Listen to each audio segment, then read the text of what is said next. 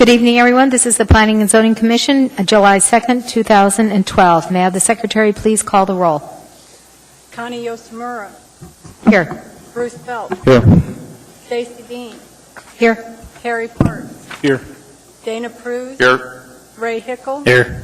Peter Mulcahy. Here. James Ferguson. Here. Tyler Robinson. Here. Thank you all to all the commissioners for coming out on this July 2nd, which is close to the 4th of July holiday. There are no minutes, so we have our special order of business for disclosures. Vice Chair Parks, would you please handle the disclosures? Yes, Madam Chair. Commissioner Phelps? For the record, I was not present at the April 2nd, 2012 meeting. I'll be abstaining from voting on resolutions 2012-018. Did you listen to that at all? Commissioner Phelps, did you listen to that, or you're not? No, I did not. Not be able to participate. Thank you. Commissioner Deans? I'm going to abstain from case 2012-076, which is G4, and I'm going to, how do we say it? I am not going to vote. I'm not going to hear the case. You're going to recuse yourself. I'm going to recuse myself, yes. Okay. Thank you. Point of order, please. Did you say that was item G4 under the public hearing? G4. Then you would need to state a disclosure, and the commission would need to vote to recuse you. Is there a reason for that? Are you?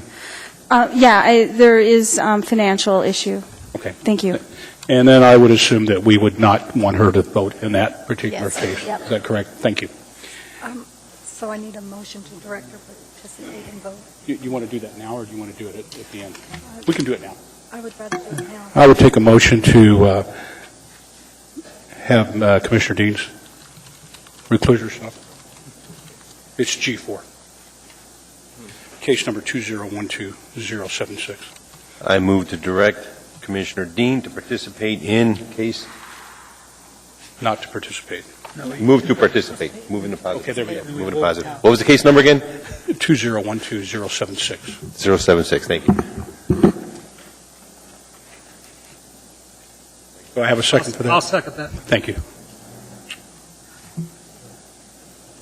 And can we have a show if there's anyone that disagrees? Well, I guess we do not want her to participate in this particular case. So if you'd raise your hand, or is there anybody that declines that?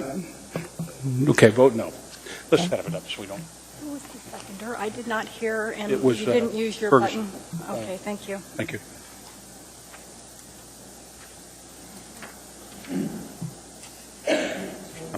There we go. No. No, it's the other way No, around. no, All no's. no. Yes, got it.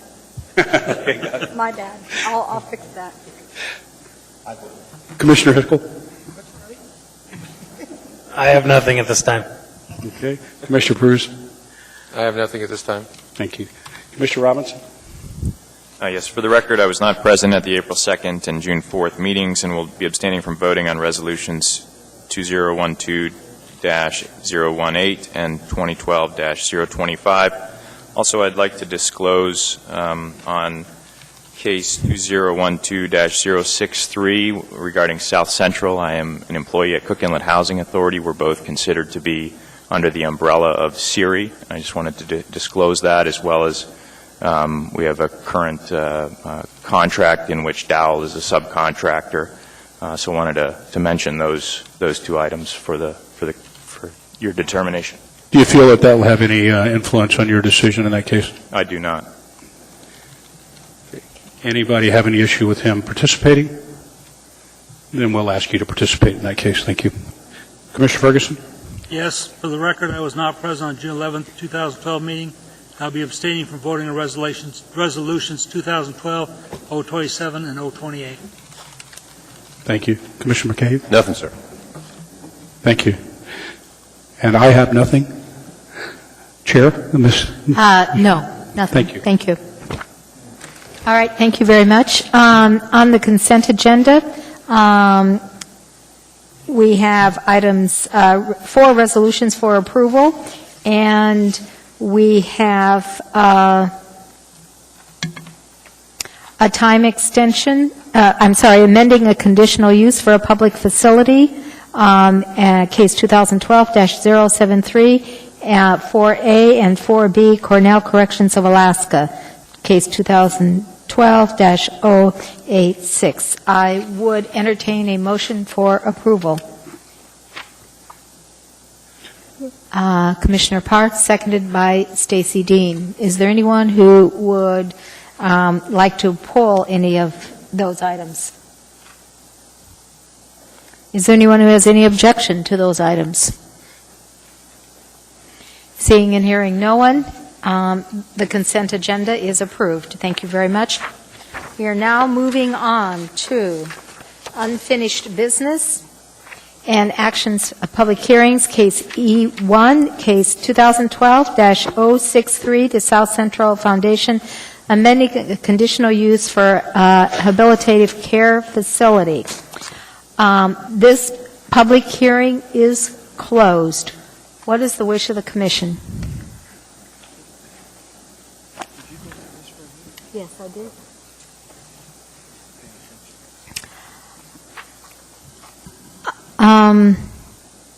I have no one in the queue, and I have no motion. I'm wondering if... all right. Commissioner Parks? Excuse me, Madam Chair, I make a motion that we approve case number 2012073. 063, right? All right. And it has been seconded by Ms. Dean. Commissioner Parks, would you like to speak to your motion? You'll give me one moment, please, to get organized. You were fast. Okay.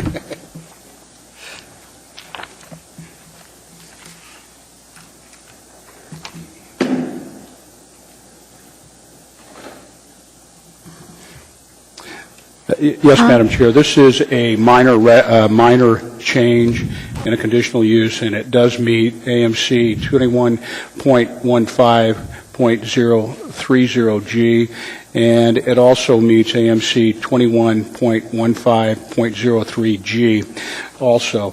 And it's a building that is needed to meet some of the requirements from EPA regarding salt runoff for the storage of gravel being used in the Girdwood area. Nope. Commissioner Parks? Nope. We have already approved that at 4A as part of the consent agenda items. If there is some misunderstanding regarding that, we can pull that from the consent agenda, but it is a consent agenda item. You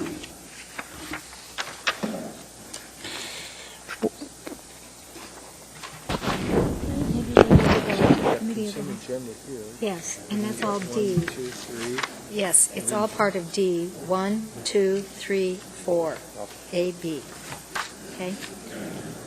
All right, so just for clarification's sakes, we are on E, unfinished business and actions of public hearings. Case number 1 under E1, case 2012-063, South Central Foundation, amending a conditional use for a habilitative care facility. Commissioner Phelps. Madam Chairman, through the chair, to the staff through the chair. There was some question about the definition and whether or not this particular facility met the definition of a type of facility that's allowed in this particular zone.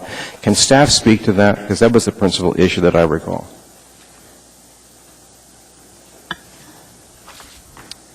Through the chair, yes, I can give a brief summary of the memo that I've provided the Commission on that issue. In researching the question, I was brought to some of the case history for this facility that I think helps understand this issue of training versus treatment.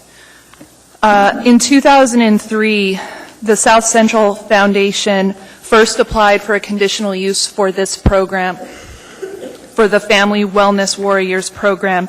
It was at a different location. It was at 3916 East 9th Avenue. and the approval for that condition was for a 15-bed adult training and treatment program.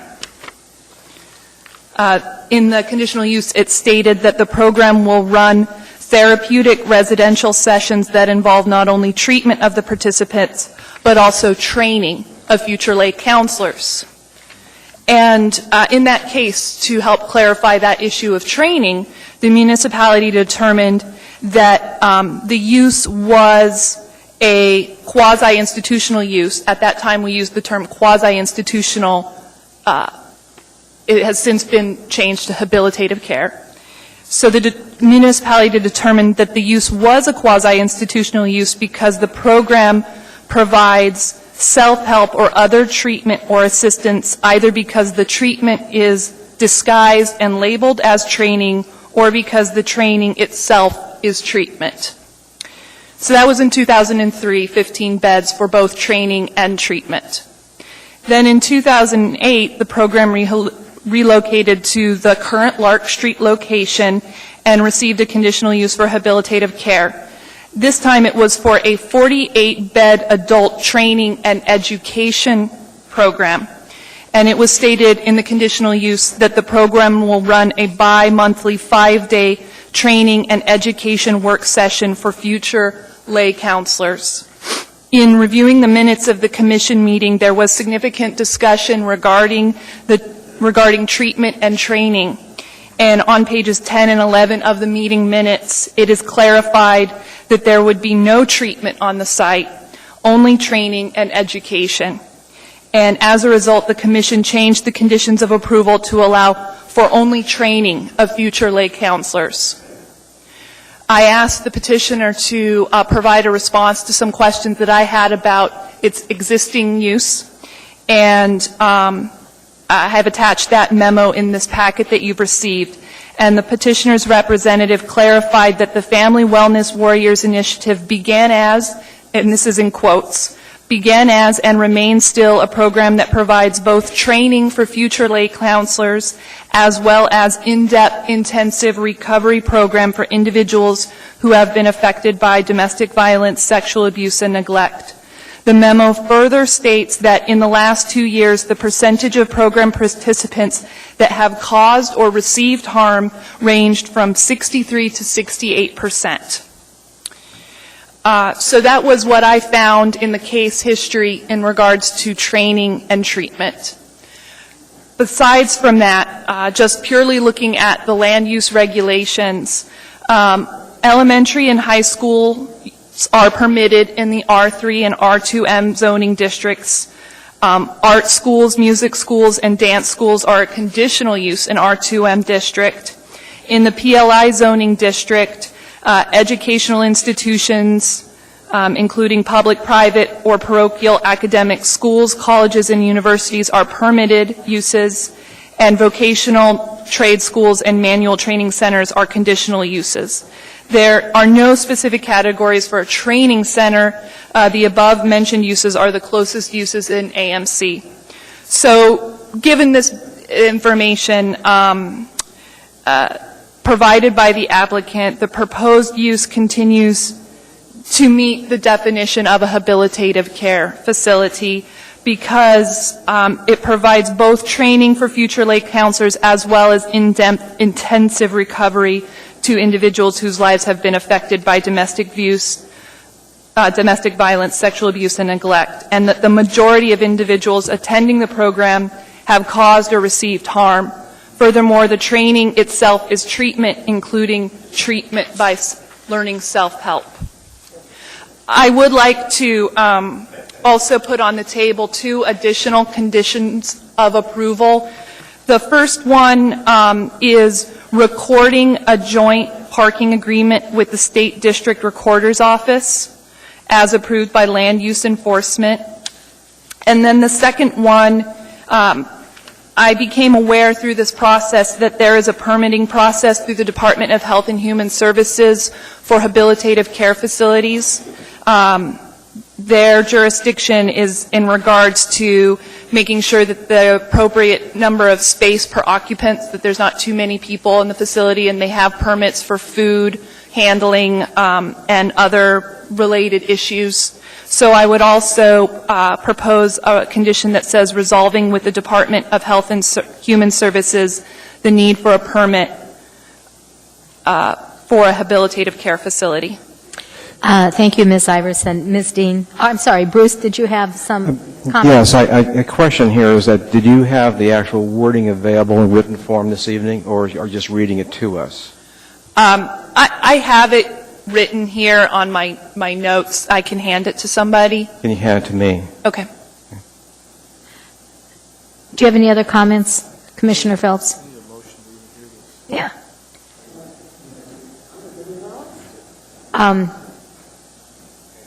Yes. My understanding is that this was the principal issue, and it seems as if staff has been able to answer that issue, that in fact this type of use is allowed in this particular zone. And it would seem that if that's the case, we go back to the principal motion, and I believe, and I have to get a clarification on this, that the motion has already been made. And the motion is as indicated in the packet, okay, and the changes made by the commissioner, myself, are actually identified in bold. So we're at the point of actually taking action on the item. Is that correct? Question of order. Question of order. They were able to put additional testimony in through the staff when the public hearing was closed. And the staff did not mention, however, they do have a legal opinion with the staff that is in... Mr. Garrison, I would ask you to sit down while we confer with the Secretary and staff. Thank you. Thank you. Thank you. Letting them put additional testimony is wrong. Thank you.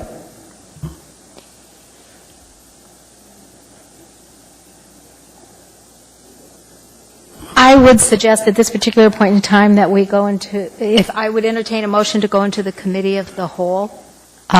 Commissioner Parks, all right, and seconded by Ms. Dean. Thank you. Now, Commissioner Phelps, let's address your question, which is at the end of the last meeting, was there or was there not a motion on the floor at that time? Yes, there was a motion on the floor, and then I forget which commissioner offered a postponement action. Postponement takes precedence over Yes. the item on the floor. Yes. And it was postponed, and the purpose of postponement was to get a clear definition as to whether this use was an allowed use in this particular zone. And the staff was supposed to come back with a recommendation, analysis and recommendation on that. Well, they have done that. That is correct. But if I understand items correctly, with that postponement, there can still be discussion of other matters. You can still discuss anything you wish, Yes. even though the motion's on the floor, unless Correct. it's Right. inappropriate to do so. Right. That's my understanding, Yes. And so at this particular time, there's been a motion to go into the committee of the whole and a second. And is there any objection to going into the committee of the whole? All right. Seeing and hearing none, then we are in the committee of the whole for a discussion. Point of order. If you could please clarify the reason for going into the committee of the whole, please, for the record. Why do we have to have a reason?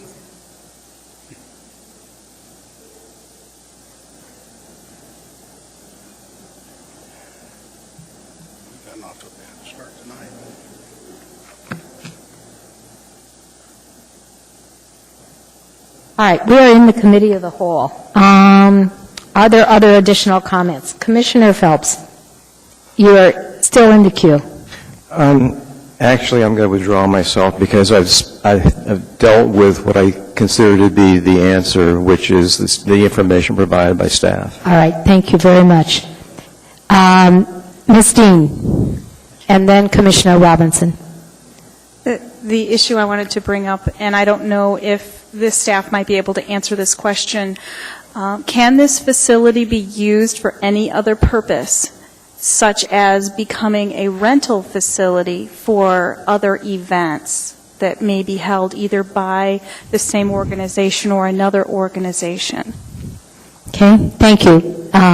Does staff have the answer to that question? Through the chair, On the memo that was provided for today's meeting, on page 4, I start, is the language of the motion that was put forward at the last hearing. Condition number 2 says, that's where we get into describing what the approved use would be. And there's a sentence in there that says, single-day workshops and classes may also be held at this site. I think that sentence may be unclear and could potentially, there could be other things going on at that facility given that one sentence there. But generally, without that sentence, if that was not there, I think that the intended use of this facility would be only for the 5- and 10-day workshops, as described in that condition. Ms. Dean, did you have any further comment? No, I'm good, thank you. All right, thank you. Following up on that for a moment, Ms. Iverson, if you could turn to page 32 on your packet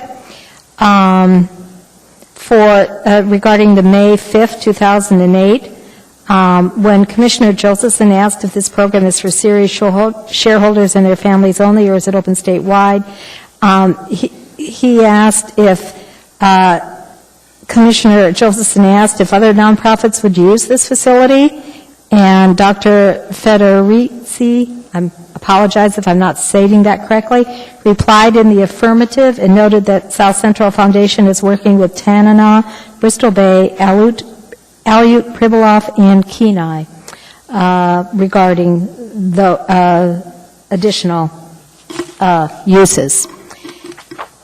Thank you. I just point that out to the commissioners. Commissioner Robinson. Thank you, Madam Chair. I'd like to ask a couple other questions of staff. One is, when you listed the other sort of non-strictly residential uses that are permitted in the R2M, you mentioned a couple of schools that are permitted as conditional uses. Is there any guidance on the size of those schools, or would they simply have to follow the general conditional use standards? Through the chair, Commissioner Robinson, there is no clear limitation on uses such as schools or churches, or in this case, habilitative care, that are either permitted or conditional uses in a residential district. When you have a conditional use, the commission needs to find that it's compatible with the neighborhood.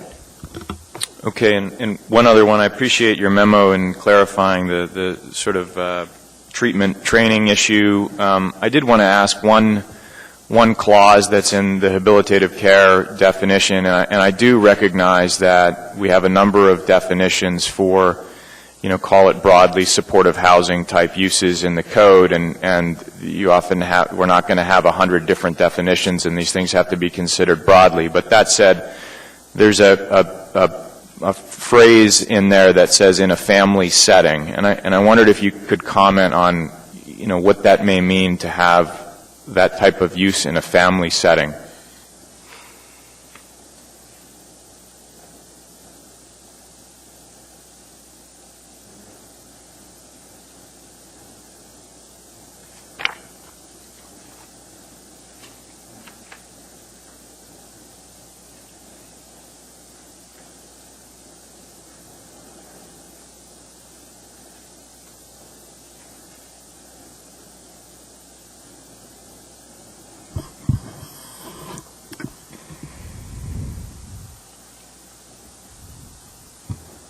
Through the chair, Commissioner Robinson, I just have to speak to that from sort of a gut level understanding. I was just looking back at the paragraph before that defined quasi-institutional to see if it also had that phrase in a family setting that's on the top of page 3 in my memo. I don't see it there, so it seems like that, I'm skimming and I don't see it there. So it seems like that phrase was added in 2005 when quasi-institutional was replaced with habilitative care. And I don't have all of the particulars, but that ordinance was passed and it sort of teased out a number of different care facility uses, and such as adult care and residential care. So that's where that phrase came into this definition. I think that it is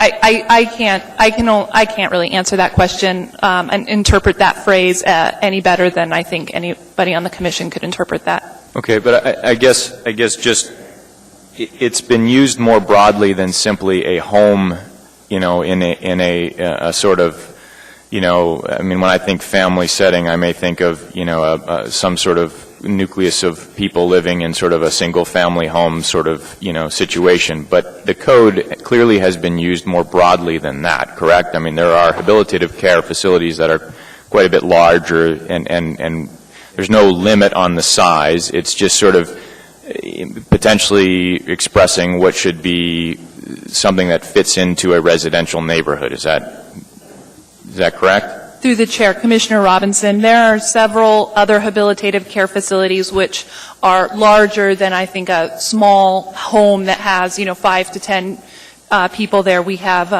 facilities that are 50 or 60 person capacity that provide a variety of treatments, including drug and alcohol treatment centers that have been to fall underneath habilitative care facility.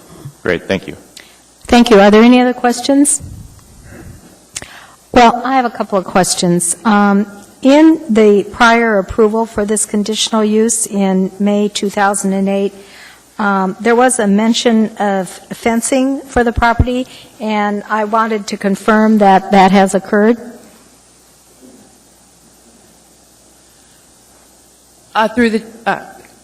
To the chair, it is my understanding that that was one of the issues that was brought up in a land use enforcement action, and it would have been, at the time the site plan was approved, there was a fence that would have been reviewed by land use review at the closeout of the building permit, that fence was there. According to an enforcement action, that fence is no longer there. And pending the outcome of this decision here, if this wasn't decided, that fence, if this conditional use wasn't approved, that fence would need to be rebuilt there. So, in your opinion, are they in violation then of their current conditional use? Is that correct? I'm not prepared to comment on that. All right. Can you comment on whether or not they have set up a designated smoking area on their property, as was stated in 2008, requested? No, I cannot comment on that either. Can you comment on whether or not there are cameras that were to be installed as part of the request? I cannot comment on that either. Is there anyone else on staff that could comment on that? No? No. Can you comment on the statement that the road is considered a substandard road? Lark Street?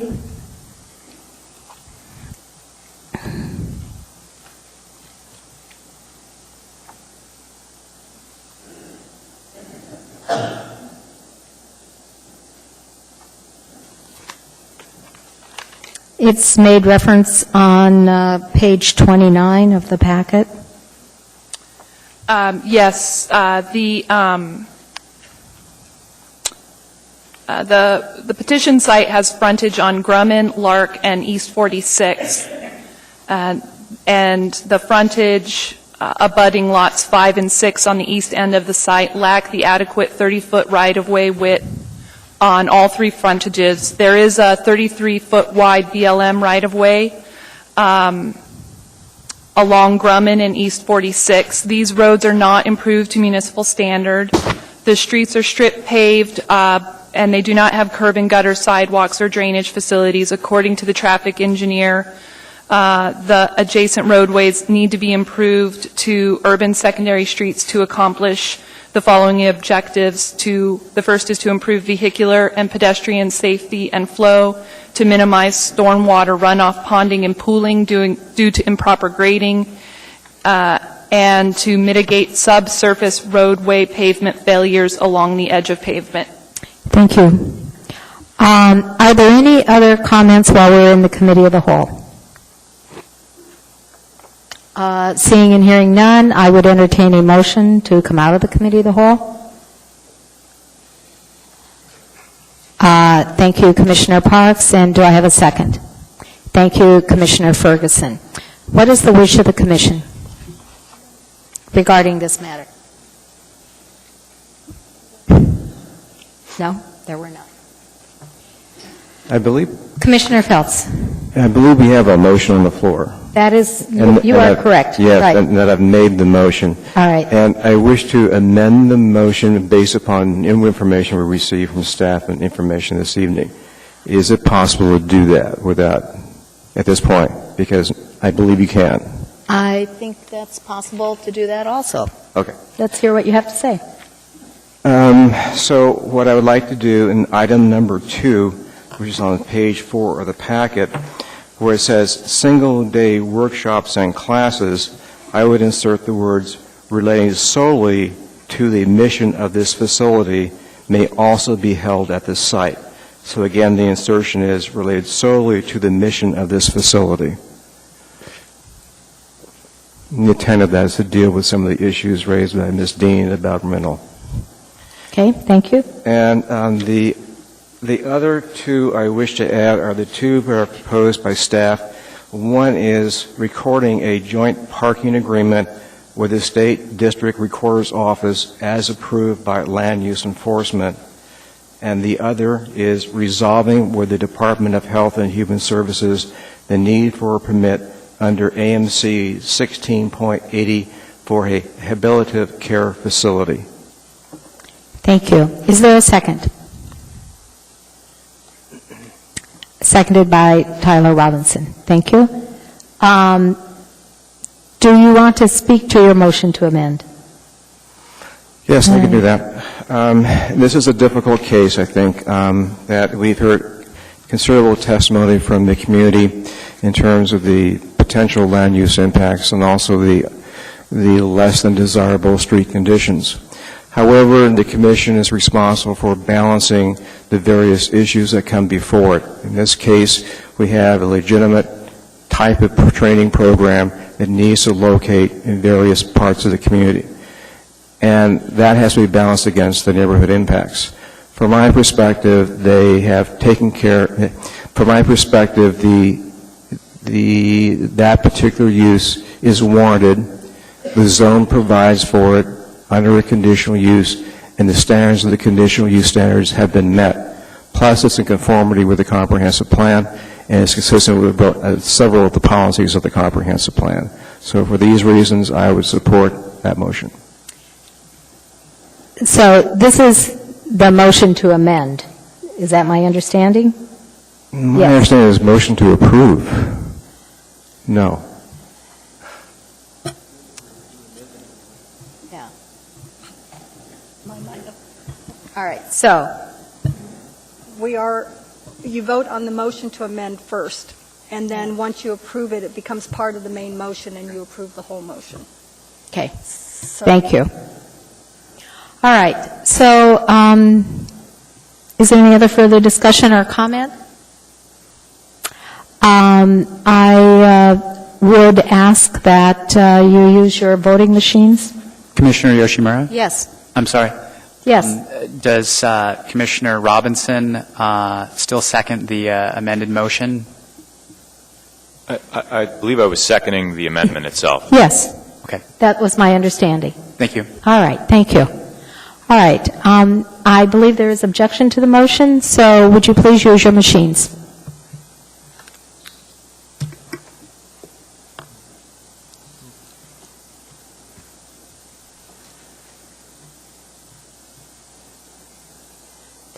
By 6, that motion passes.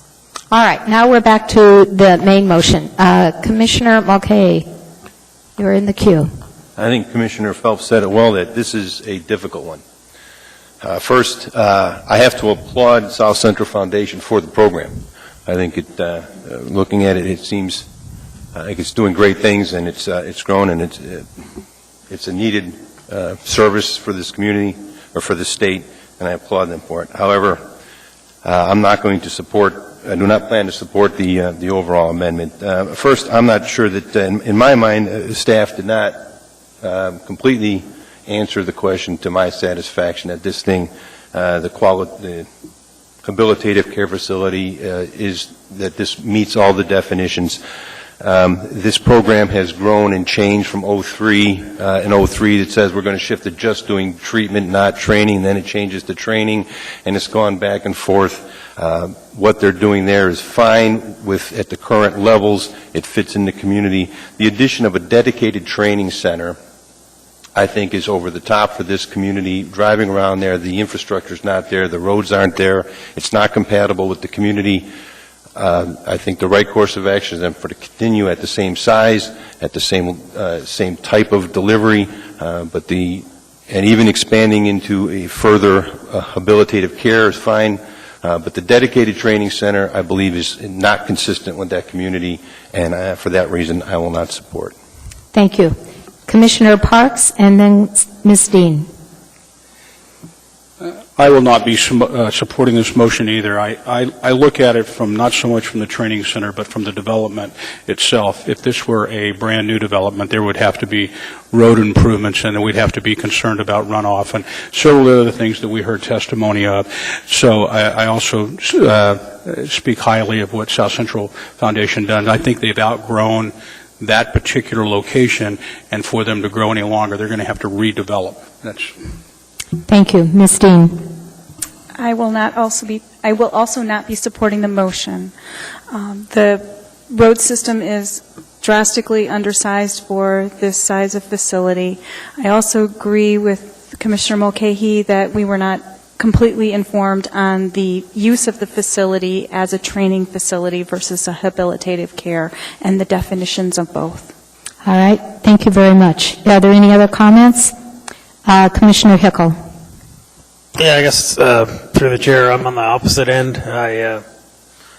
From my understanding that this use in this facility is going to represent less traffic and less use than what could be developed on it without a rezoning on individual lots. If it did get out of hand and they didn't comply with their conditional use, they would have the neighbors would have some recourse. That's just my take on it. So from what I understand, the limited amount of use, I wouldn't have a problem with it. But. Okay, thank you. Commissioner Parks again. Yes, to speak to Commissioner Hickel, I think that we have an example here where they had conditional uses that were put on them that were not completed when they were put on the last time, and we've not seen that they have been doing what they've been asked to do. That's one of my major concerns about extending this use. All right. Commissioner Robinson.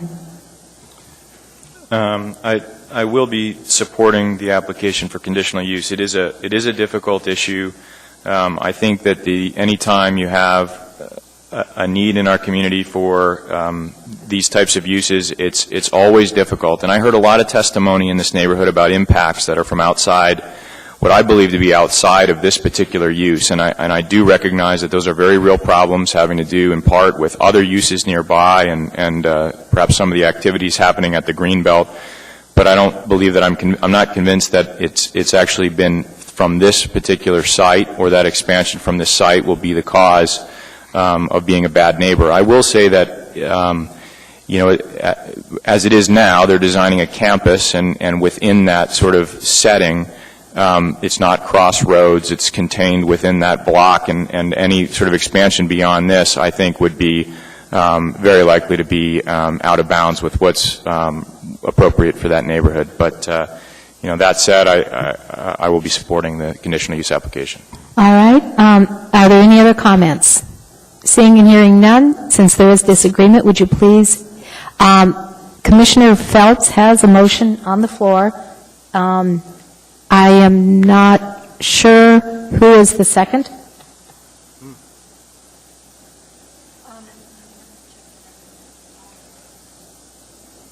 From the last time. It was seconded. All right. Would you please use your machines?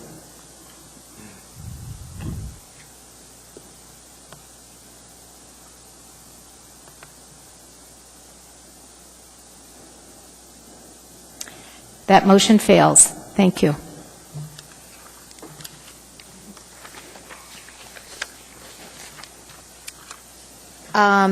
I need to inform you of your appeal rights.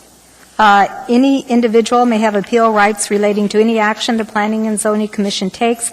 Appeals must be filed with the clerk's office within 20 days after the Planning and Zoning Commission's final decision. Any individual may request written findings from any commission decision within 7 days. Thank you very much. Commissioner Mulcahy. Thanks, Madam Chair. Just, do we need to make a request again that the staff laying amendments on the table at the night? That's a little frustrating.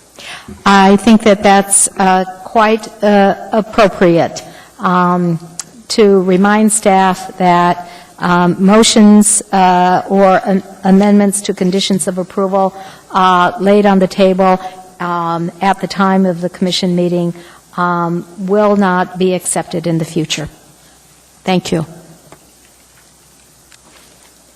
All right.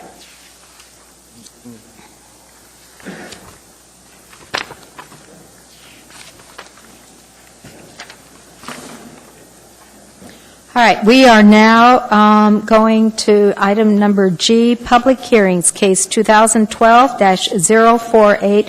The petitioner is the Municipality of Anchorage, Project Management and Engineering. The request is context-sensitive design plan for a public road. The location is for Golden View Drive, Rabbit Creek Road to Romania. Do we have a petitioner's representative present? All right. Madam Chair, who did you want to see? Did you want to see the project design consultant? I would like to see whoever is here representing the petitioner.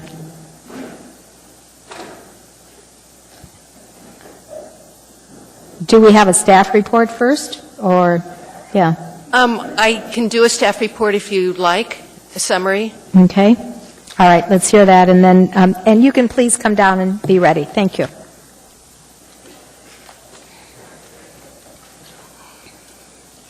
Project Management and Engineering is requesting draft design study report approval of the upgrade to Golden View Drive from Rabbit Creek Road to Romania Drive. The project goal is to upgrade the road to collector standards. More specific goals are indicated on page 1 of the staff report. 5 alternatives regarding the pathway and sidewalk options were considered by the design consultants. Alternative 1 is the preferred alternative, which has a pathway on the west side only. A continuous roadway LED lighting system current with MOA standards is proposed. In terms of the landscape design, the intent is to preserve the existing vegetation to the extent appropriate. They may also use native plants to replace any disturbed vegetation. There were several comments from various review agencies. Those are on pages 3, 4, and 5 of your packet. The division recommends approval of the draft design study report with the 3 recommendations shown on page 5. That's all I have. I can answer some questions, although if they're of a design engineering nature, it would probably be best to just direct them to the design consultant. All right, thank you, Ms. Ferguson. The procedure by which the public may speak to the Commission at its meetings is, 1, after the staff presentation is completed on public hearing items, the Chair will ask for public testimony on the issue. Persons who wish to testify will follow the time limits established in the Commission rules of procedure. A, petitioners, including all his/her representatives, have 10 minutes. Part of this time may be reserved for rebuttal. B, representatives of groups, community councils, PTAs have 5 minutes. Individuals have 3 minutes. If you are a representative of the group, I would ask you to clearly state that in the beginning, immediately following your name. When your testimony is complete, you may ask questions by the Commission. You may only testify once on any issue unless questioned by the Commission. Any individual may have appeal rights relating to any action the Planning and Zoning Commission takes. Appeals must be filed with the clerk's office within 20 days after the Planning and Zoning Commission's final decision. Any individual may request written findings from any Commission decision within 7 days. May we hear from the petitioner's representative, please? Thank you.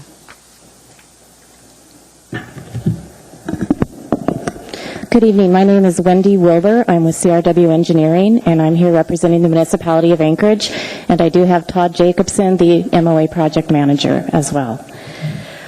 Golden View Drive, generally from Rabbit Creek Road intersection to Ramonia Drive, is about a 2-mile long section. If you've driven out there, you'll know that if you're looking at the east side, you're looking uphill, and if you're looking at the west side, you're looking downhill. This is a retrofit project, so we are trying to take the collector standards and apply them to this existing facility. In order to accomplish this, we've held several open houses. We have actually attended every Rabbit Creek Community Council meeting since this project started. And we've spent a lot of time with the Hillside District Plan, trying to balance all of these diverse interests. It's not an easy project. So what we are recommending and asking the Commission to do tonight is to approve Alternative 1 with the 3 conditions. We have no issues with the conditions. And that is just one pedestrian facility. And the reason for that is the Hillside District Plan clearly says in the beginning that it recommends but does not officially amend the LRTP or the Official Streets and Highways Plan. And it is functionally classified as an urban collector roadway. So we took a look at those urban collector standards. And then we went further into the Hillside District Plan, and on page 4-16, it says that the road standards will vary based on context. Golden View Drive is within the ARTSA boundary. It's a unique road facility because to the east and to the west are rural road service areas. So the people adjacent and the surrounding properties do not pay to maintain Golden View Drive. And the Hillside District Plan says that roads within the ARTSA boundary are considered urban. And they typically have curb, gutter, lights, storm drains, and sidewalks. In addition, page A10 of the Hillside District Plan, Action 9B, says that the recently adopted design criteria should also be applied. But there's an exception to that, and it says in the Hillside District Plan, we need to accommodate challenging conditions. Well, we have every one of them listed on Golden View Drive. We have bedrock, we have steep slopes, we have natural drainage issues, and there would be visual impacts. So our goal in listening to the residents and applying the Hillside District Plan was really to try to minimize those impacts and keep our footprint as small as we possibly could. And I think one of the biggest constraints on this project, there are 9 stream crossings across this road. 9. In addition, there are multiple creeks that parallel, some of us would call them ditches. The Corps of Engineers and Fish and Game call them creeks. They parallel the east side of this roadway. So we have to go out and do a full wetland delineation. And we are charged by federal regulation to avoid, minimize, and mitigate impacts. Therefore, putting in 2 pedestrian facilities simply is not possible. In addition, it would widen the footprint so much that the slope impacts could potentially take out people's septic systems and make their driveways unusable. We have 39 driveways along these roads. 14 of them exceed the 10% allowable grade. The wider we make the road, the steeper those driveways get. So those are we really feel like we're in compliance. We feel like we have addressed context-sensitive solutions and tried to balance the impacts. And I have one other comment. When I was last here in February of 2012, the Commission asked me to do further coordination with AWWU regarding the water and sewer extensions, and I wanted to make sure to follow up with the Commission on that. So we talked to Steve Nuss and Joe Sanks, and at this time there are no immediate plans to extend water and sewer down Golden View Drive. They are currently updating their master plan, and it is at least 20 years out, according to AWWU. There is also the long-term plan to build the reservoir near Romania Drive, again in that same time frame. And additionally, they are looking at alternative routes to bring water to Golden View Drive that may make more sense hydraulically. So with that, I would like to save the rest of my time for rebuttal. Thank you. Thank you very much. You have 5 minutes and 19 seconds for rebuttal. The public hearing continues with public testimony. Oh, I'm sorry. Commissioner Pruse. Please come back up. My apologies, Commissioner. That's right. Thank you. Just a couple quick questions. Reviewing your design criteria for number one, I guess a couple notes that this one of the priorities it talks about is address congestion. Well, first of all, I should tell you I drive that Golden View Drive at least twice every day. So address congestion during peak hours on Golden View Drive resulting from Golden View Middle School. And then I have a question about that. If I read this correctly, you've got two 11-foot driving lanes with a bike trail on the west side, some drainage improvements.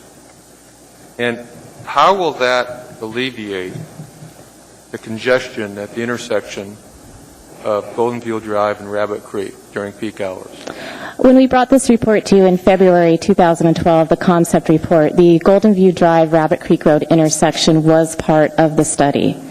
Since then, the Alaska Department of Transportation has asked us to put that on hold until they do a study of all hillside intersections and prioritize their needs.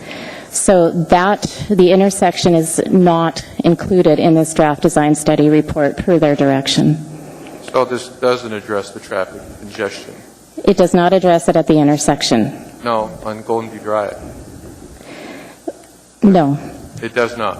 No, and that traffic congestion is 2 times a day for 15 to 20 minutes during 9 months of the year. Well, that's essentially what the real congestion is, from my experience. So it's $21 million, is what it looks like to me, is to have a bicycle path and drainage for 2 miles. Is that, and do some grade adjustments for driveways. Is that basically what this is? Well, I think that we need to wait until the Alaska Department of Transportation gives us a go-ahead to finish this. So they're going to do a study of all the hillside intersections.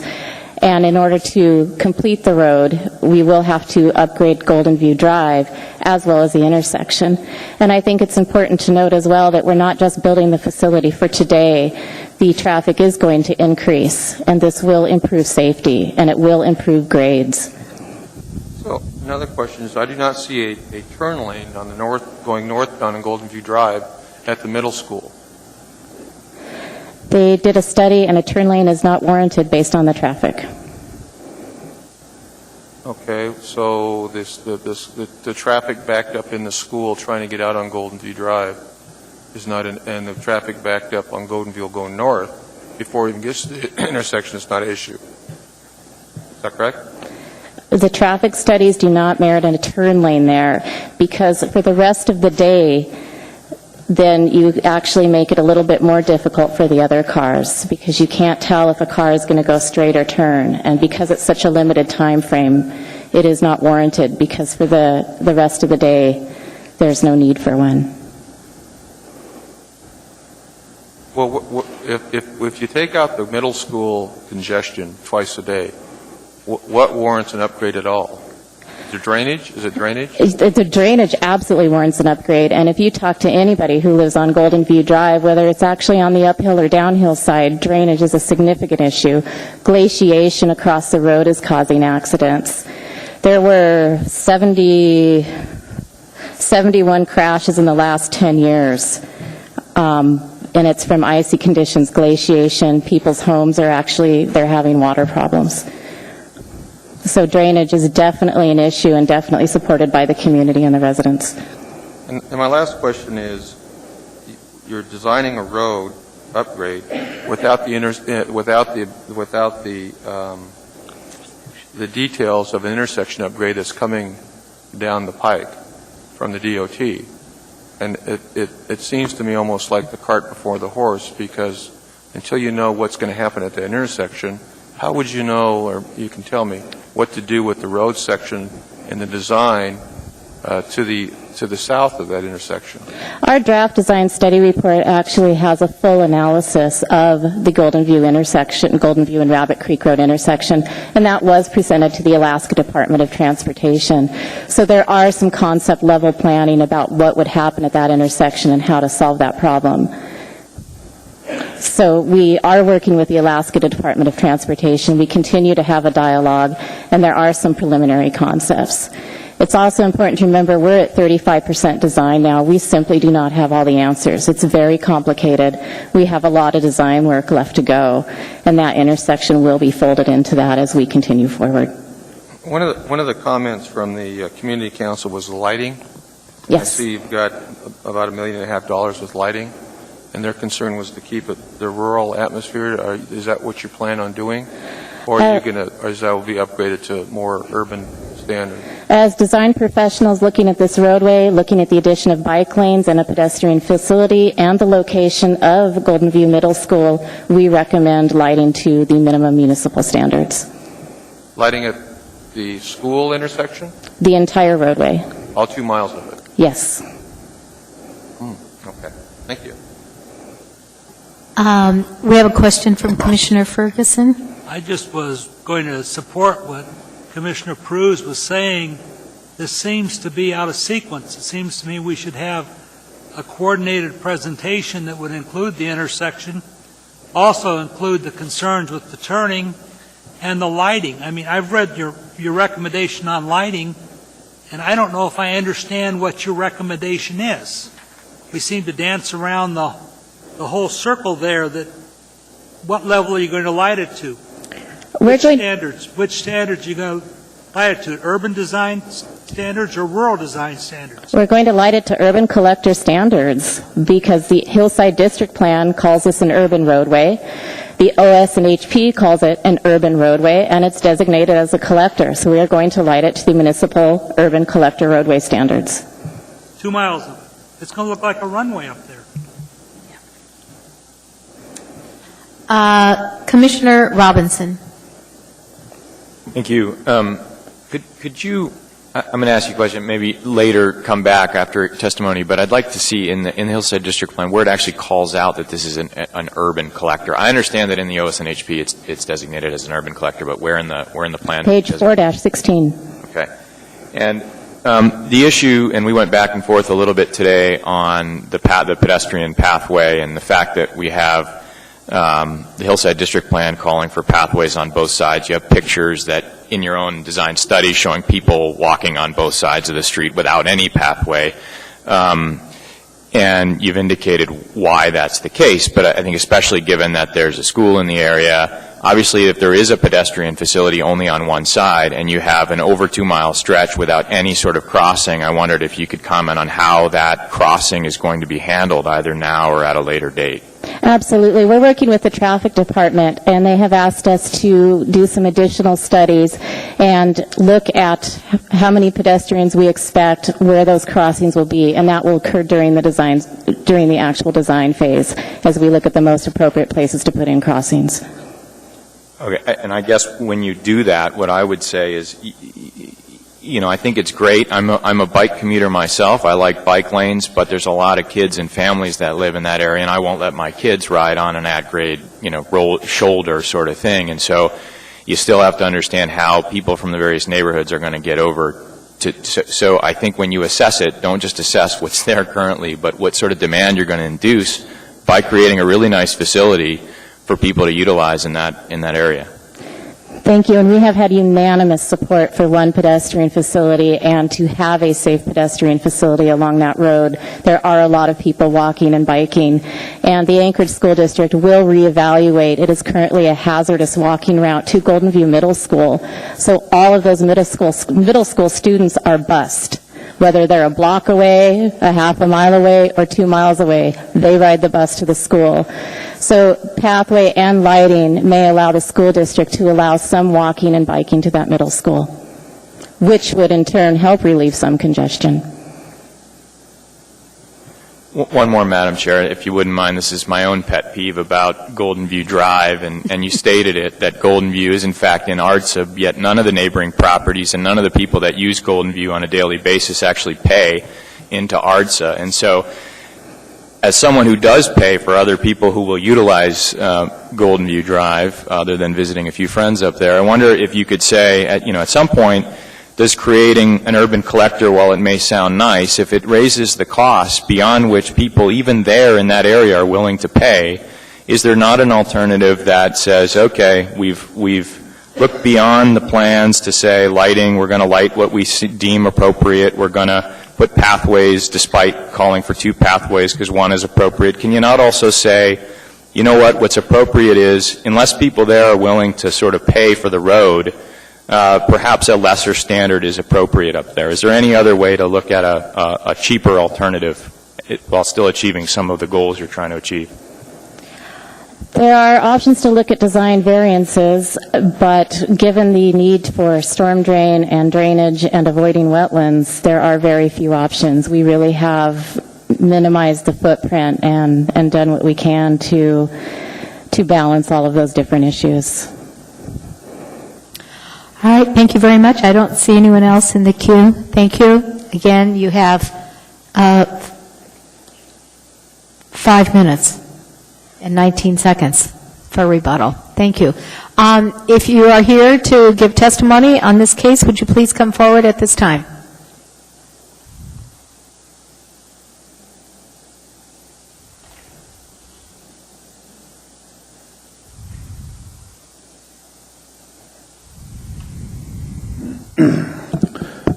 Good evening. My name is David Sterling. I represent Rabbit Creek Community Council.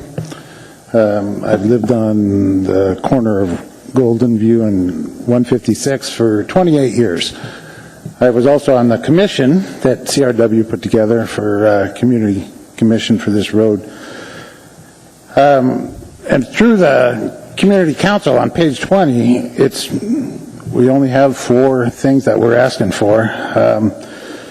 Speed limit on Golden View Drive to be kept at 35 miles an hour along the entire length.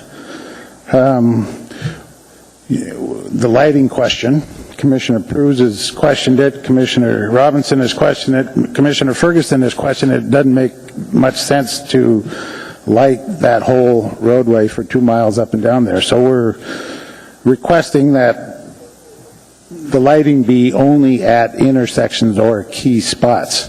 There's quite a few houses. Some of you guys live up on Prominence Point and uphill from Golden View Drive. That lighting would hurt your night sky viewing. It just makes common sense. We do like the idea of the pedestrian crossing or pedestrian access only on one side. Kind of makes sense. In an urban design, it should be on both sides. So by only putting it on one side of the road, we've given up a little bit. And so we're asking for, take the lighting down to a minimum, but only keep that pedestrian access on one side. Our 4th request was that Golden View be built to rural rather than urban standards. Makes sense up in that area. Personally, and being part of the commission that CRW put together, they've done a really good job. They've studied this excellent write-up. The way this started off going last fall was not to worry about the 2 miles of Golden View Drive, but just to worry about that intersection. You know, if you don't fix the intersection, the rest of the road is just fine. And so you only have so much money that you're going to be allowed to spend on this project. And they came up with some really good ideas. Their intersection idea was out of the box. They could describe it to you better than I could. And at some point in time this spring, that intersection situation completely vanished. They were told by DOT to stop work in that effort, and we think that's wrong. The Community Council thinks that that intersection is what needs to be fixed. Along the road, it'd be nice to have pedestrian access, a little better lighting at intersections, but it's really that intersection that needs to be fixed first. It's a common sense thing. Golden View Drive, when I first lived there, it was a dirt road, and it's a lot better now than it was back then.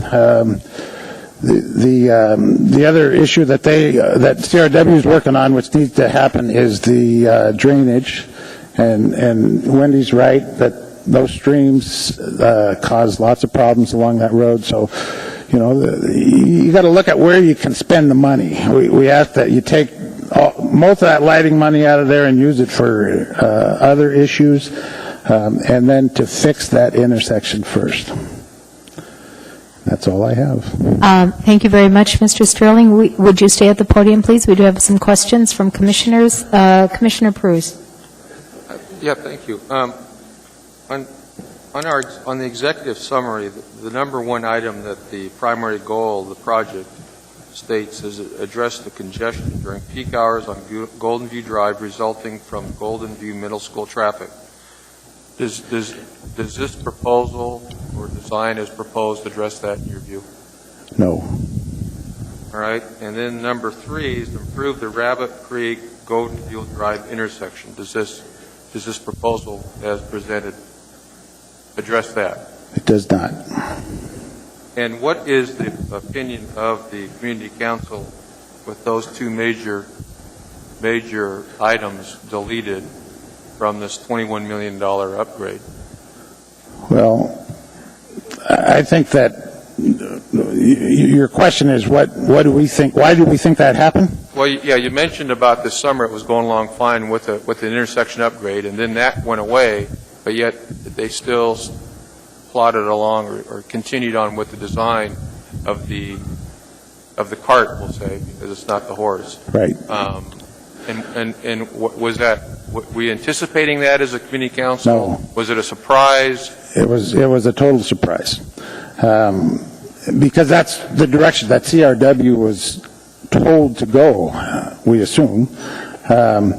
And so someone, somehow, between the two traffic departments, between the municipality and the state of Alaska, they're butting heads. And that whole intersection thing completely disappeared. You don't even see a single drawing. They came up with multiple drawings of how to approach that intersection, and you don't see a single one of those drawings in their report here. So it's like you say, Commissioner Pruz, that the cart's before the horse here. They really need to fix that intersection.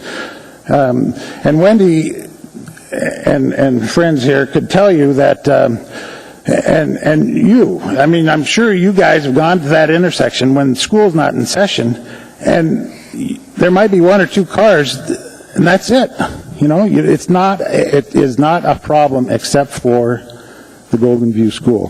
Thank goodness the school district was smart enough to figure out that they didn't have to have a second elementary school down at the south end of Golden View Drive.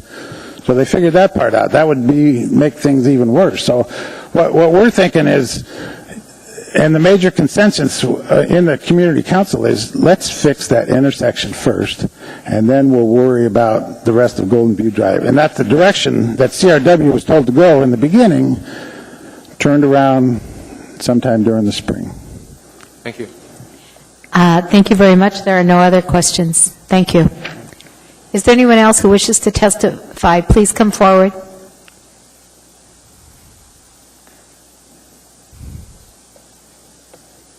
Good evening, Commissioners. My name is David Boyle, and I live at 16841 Ransom Ridge Road, a property which adjoins Golden View Drive, and I am on the downhill side, which is the west side of Golden View. And I think Commissioner Prue summed it up fairly well tonight. What we're addressing here are wants versus needs, and it seems to have been corrupted, unfortunately, probably by the bureaucracy. My big concern is drainage. As noted in the study, drainage and water runoff is very problematic in the area. Anytime dirt is moved and the topography is changed, water moves, and no one can predict where it will go. I am concerned that with the improvements to the road, drainage problems will increase due to the increase in paved area, an 8-foot wide trail. I understand there will be a storm sewer system and also heat traces in the gutters. But I'm concerned that during the winter, the drains in the gutters will freeze up, as many of them do. They'll be occluded with snow and ice, and during heavy snow seasons like this year, the snow storage will merely drain down the hillside toward my house. As noted in the study on page 13, quote, poor drainage has saturated the road subgrade currently, resulting in heaving, which has damaged the roadway.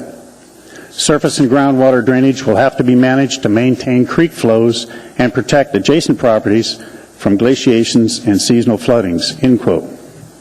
I would recommend to minimize this, and I have talked to the head engineer at CRW on this, that the ditch on the east side be lined to carry the water off and prevent water flow under the road and down through the downhill properties. In addition, there is to be a retaining wall above my property, a gabion-type wall.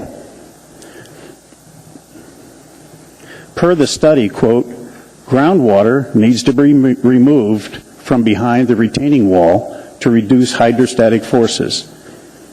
In areas where substantial groundwater and glaciation is expected, a subdrain should be considered to direct the runoff to drainage ditches or water collection systems. And in the study, I do not see this in the design. Furthermore, per the Hillside District Plan, Goal 8, called Drainage Management, quote, resolve existing drainage problems and mitigate hazards and adverse impacts associated with inadequate drainage controls in existing developed areas, end quote. My second concern is noise.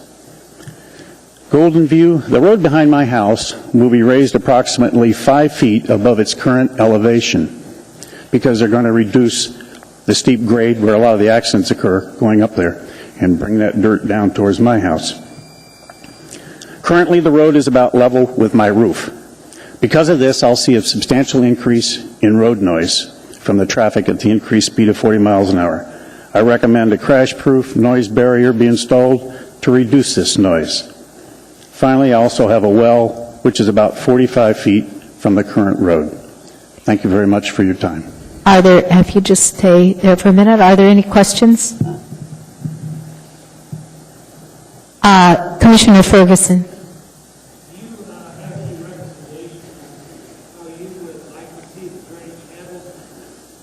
So it doesn't cause trouble to the people downstream? I'm not sure that's even a possibility. Like I said, anytime you move dirt, the water goes anywhere. I would like to see the east side ditch, which is, quote, a natural waterway, unbelievably, supposedly. I'd like to see it lined to carry that water off and away from the road so it doesn't come under the road and down the hillside, which it does currently. Yeah, but if we carried it off, where would we carry it to? Well, you can carry it to where this proposed storm sewer system is going to go. Okay. All right. Thank you. You're welcome. All right. Thank you very much for your testimony. Thank you. Is there anyone else who wishes to testify? Please come forward at this time.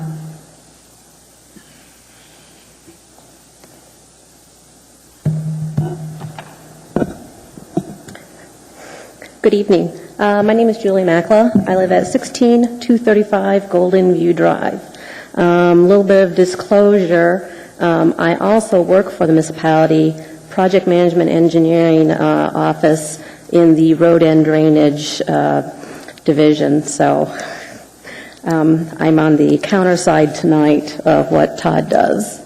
I've lived at my current address for the last, since 2004, so I've seen quite a few things. One of my big issues when I originally had the pleasure of doing the interviews for the A&E selection process, I gave the A&E some wonderful questions about Golden View and what they thought some of the top priorities were to fix. My answer was the intersection, second was drainage, and third was pedestrian facilities. I think their current report is moving in the right direction. Unfortunately, the decision not to move forward with the intersection is beyond CRW or Todd's or the municipality's control. It has to be something that's currently being dictated by the DOT because it's DOT right-of-way. But I definitely am in support of moving forward with an intersection improvement. The traffic there, as everybody knows, is hellacious. But beyond that, I do believe moving forward with the rest of the project until the intersection can be approved is necessary. The subsurface standards of Golden View Drive are horrific. We have pothole season, the drainage is horrible. And one of my big issues was the hazardous school area. My son went to Golden View Middle School several years back, and he had to be bused. I live 2 blocks away, and I don't really think that's appropriate. I think kids should be able to walk to school. And even if he tried to miss the bus and get out there, the bus would still stop and force him on. And I would just really support pedestrian facilities. I'm also, there's a lot of pedestrian facility use. And I've looked, as far as the lighting standard, I do believe that, having a mix of evaluating something as long as we can have this to be a safe walking route to school would be desirable. As far as the rural road section versus urban, as a private property owner, I'm supporting of the urban section and the curb and gutter because the rural section has a larger footprint and there would be significant impacts to my property, my turnaround area, my driveway, my reserve septic system, my current septic system. And so, urban sounds great to me.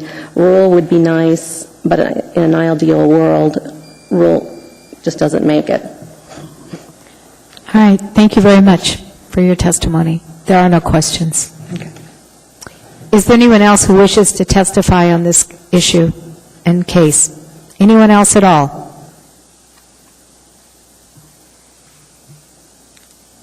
All right, under those circumstances, case 2012-048, the public hearing is now closed.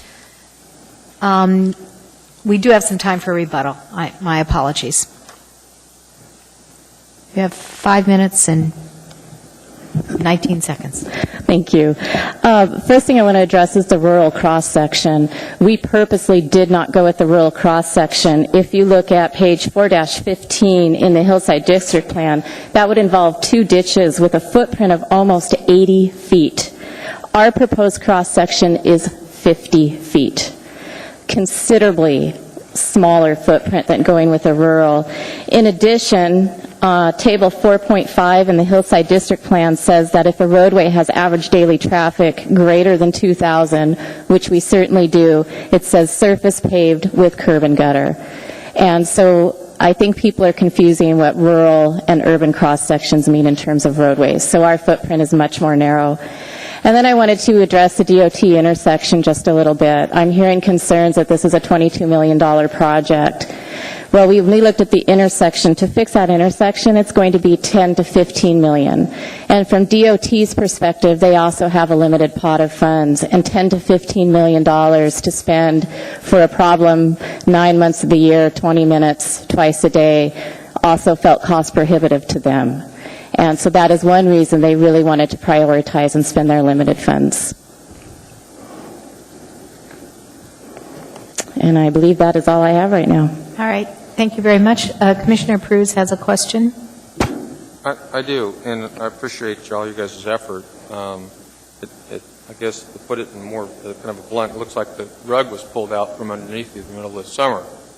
And so I'm just wondering why in the executive summary the primary goals of this project are not being addressed. Two of the 6 major issues, and the project is going forward. I mean, it sounds great I understand that for drainage, curb and gutter really helps that direct proper drainage, but yet the top item on this primary goal isn't being addressed, nor is the number 3, but yet the project seems to be going along with concerns from both the community councils and some residents in a direction that maybe assumes there'll be an intersection. And what I just heard you say is that at this point the DOT doesn't say that's warranted. No, I said they want to prioritize their funds and do a full study. And when we took this question back to the members of all the citizens at the open house, and we had a great attendance, we had over 50 people attend, and as I said, we've been at every Rabbit Creek Community Council, and while they all expressed concern about the intersection being removed from the study, they also felt necessary to continue forward with Golden View Drive. So we didn't make this decision in a vacuum. We worked with the residents. And I think it's important to remember we're here tonight to see if this roadway complies with adopted plans and policies. And as far as funding and prioritization, that's the administration's. So just out of curiosity, why wouldn't you give the state 10 or 15 million of this 21 and solve the intersection first? And have the city fund it? They're going to fund 21 million of downstream of it. Again, we're here tonight to see if this plan complies with the adopted policies and procedures. How the funding is allocated is an administrative decision, and as we move forward, we still have a year or more of design. And so this process will continue. The question I have was that alternative presented to the administration or whoever? Yes, the municipality administration and DOT are continuing a dialogue to work through this issue. And we went as far as to open a driveway permit, and as I said, we've had review meetings on the concepts that we submitted. So they are aware we've got some concepts out there. Thank you. I would just, Commissioner Robinson is in the queue, but before he does that, before I ask him to his comments, I would like to refer you to 21.10.015, what the Planning and Zoning Commission's responsibilities are, which shall have the following powers and duties: develop, review, and make recommendations to the Assembly regarding policy plans and ordinances to implement the municipal function of planning for the economic, social, and land use needs of the community. And I do believe this case follows under our purview. So thank you very much. Commissioner Robinson. Thank you. On page 97, you include a cross-section of the roadway, and it shows the pathway, and then it shows, just on the other side of the pathway, a fairly steep, fall off there down to the west. And I just, could you help me understand? I understand where snow would be pushed and where drainage would occur on the east side of the road. Where does the snow just get sort of shoveled off of, down the hill there? Or how does that actually happen in practice? That's what's happening now. There's limited snow storage there, so on the east side the ditches fill up and that impacts the drainage, and on the west side it is still within the public right-of-way, but it does go down that slope. Our drainage system is relatively complicated. There is a remaining ditch on the east side, in part to comply with the federal regulations and keep those wetlands and streams open, as well as a pipe storm drain to catch any groundwater flow as well. So we're catching the water seeping out of the hillside in the ditch, and then catching the groundwater in the underground storm drain system. And then there's a ditch on the west side as well as you go down that embankment? No, there's not. Well, somewhat, but no, not an official ditch. So snow will just continue to get sort of shoved off the edge there? Okay. All right, thank you very much. Are there any other questions? All right, seeing and hearing none. Thank you for your testimony. Thank you. The public hearing is now closed. What is the wish of the commission?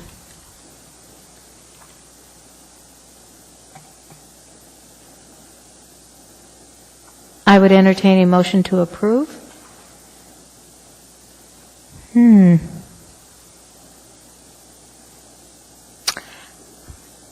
Commissioner Robinson? All right, bear with me. I'm going to give this a shot. All right. It's a rookie here. Move to approve case 2012-048 design study report to upgrade Golden View Drive from Rabbit Creek Road to Romania Drive. Thank you very much. Is there a second? Seconded by Commissioner Ferguson.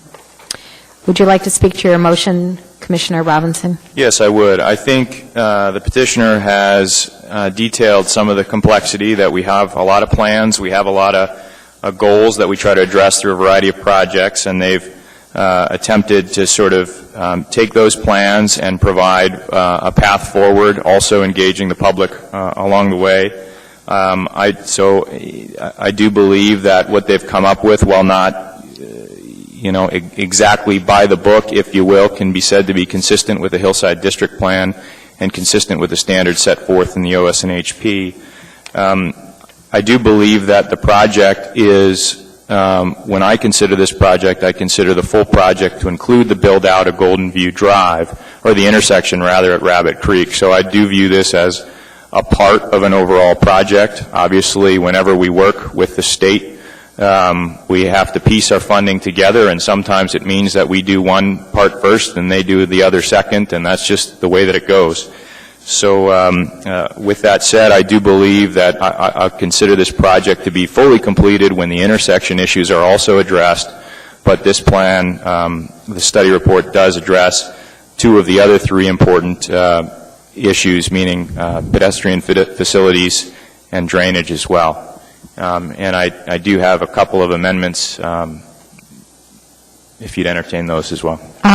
Commissioner Robinson, does your motion include the department recommendations, items 1, 2, and 3 on page 5? Yes, it does. All right, thank you. Let's hear from Commissioner Ferguson, who's in the queue, and then we'll come back to your amendments. Thank you. Commissioner Ferguson. I seconded the motion to provide for discussion on this. I will not be backing this motion because I don't feel the report as presented addresses issues 1 and 3, which were clearly important to this study. And I understand very clearly what Commissioner Robinson said, but I believe that we somewhat have to force the issue here and take care of the major problem, which is the traffic congestion. I understand drainage, I understand pedestrian, but I believe that we've got to somehow get this pushed, or it's just going to go down the road, and pretty soon we'll be improving a highway or improving a road without an intersection, and we won't be accomplishing what our number one goal was, and we've lost sight of that. So I will not be supporting this. Thank you. Are there any other comments? Commissioner Pruz?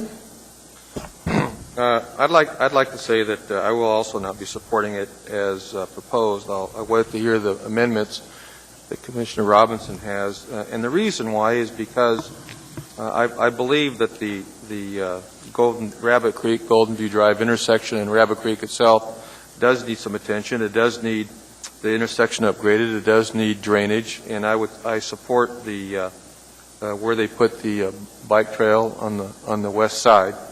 But yet it does not address the primary objective. And the primary objective is traffic congestion.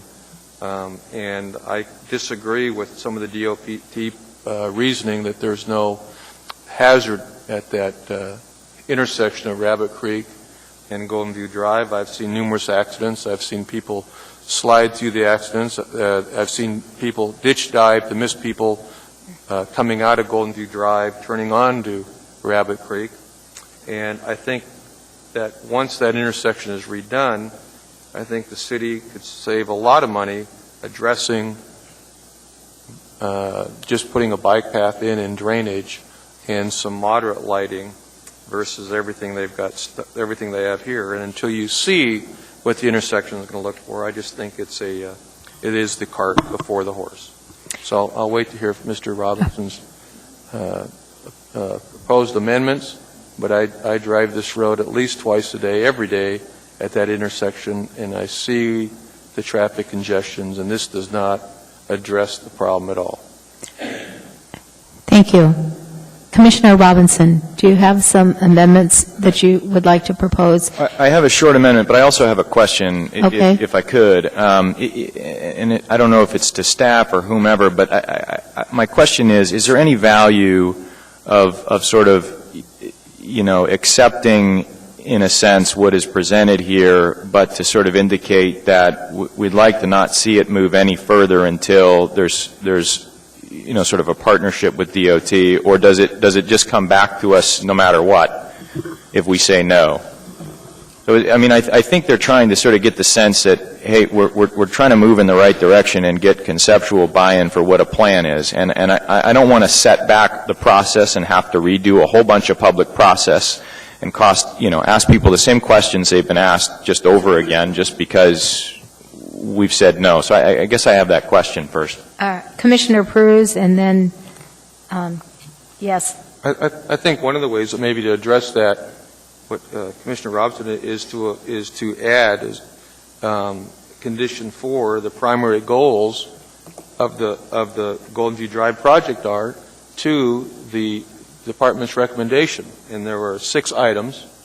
If you add those, then I think that answers or solves one of the things that we are stating what we think should be done to move forward. And this is I guess that's my answer to that question. So I'm going to ask the petitioner to address process, if I may.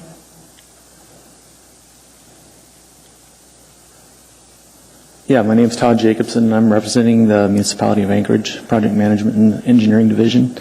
I just wanted to clarify a couple things regarding the Department of Transportation. This project's been going on now for over a year. It was initiated, we had a project scoping meeting as part of our context-sensitive design, and one of the stakeholders at the meeting, of course, was the Department of Transportation. When we presented the project to them, one of the first things we knew was this was going to be a very expensive project. In fact, our very preliminary estimates were it was going to be something north of $30 million, which is in fact the case. And so one of the things we realized is that we were going to have to phase the project. We weren't going to be able to get the necessary funding to go do a $30 million job from the state of Alaska. And so, excuse me.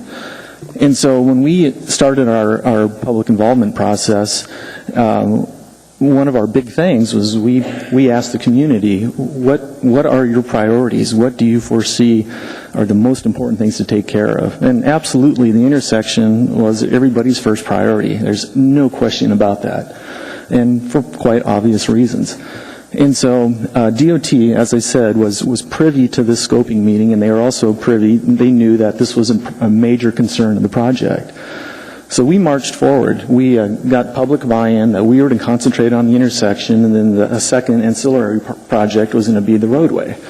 We started moving forward. Everything was going great. We started this big intersection design analysis, and we actually came up with 8 different intersections.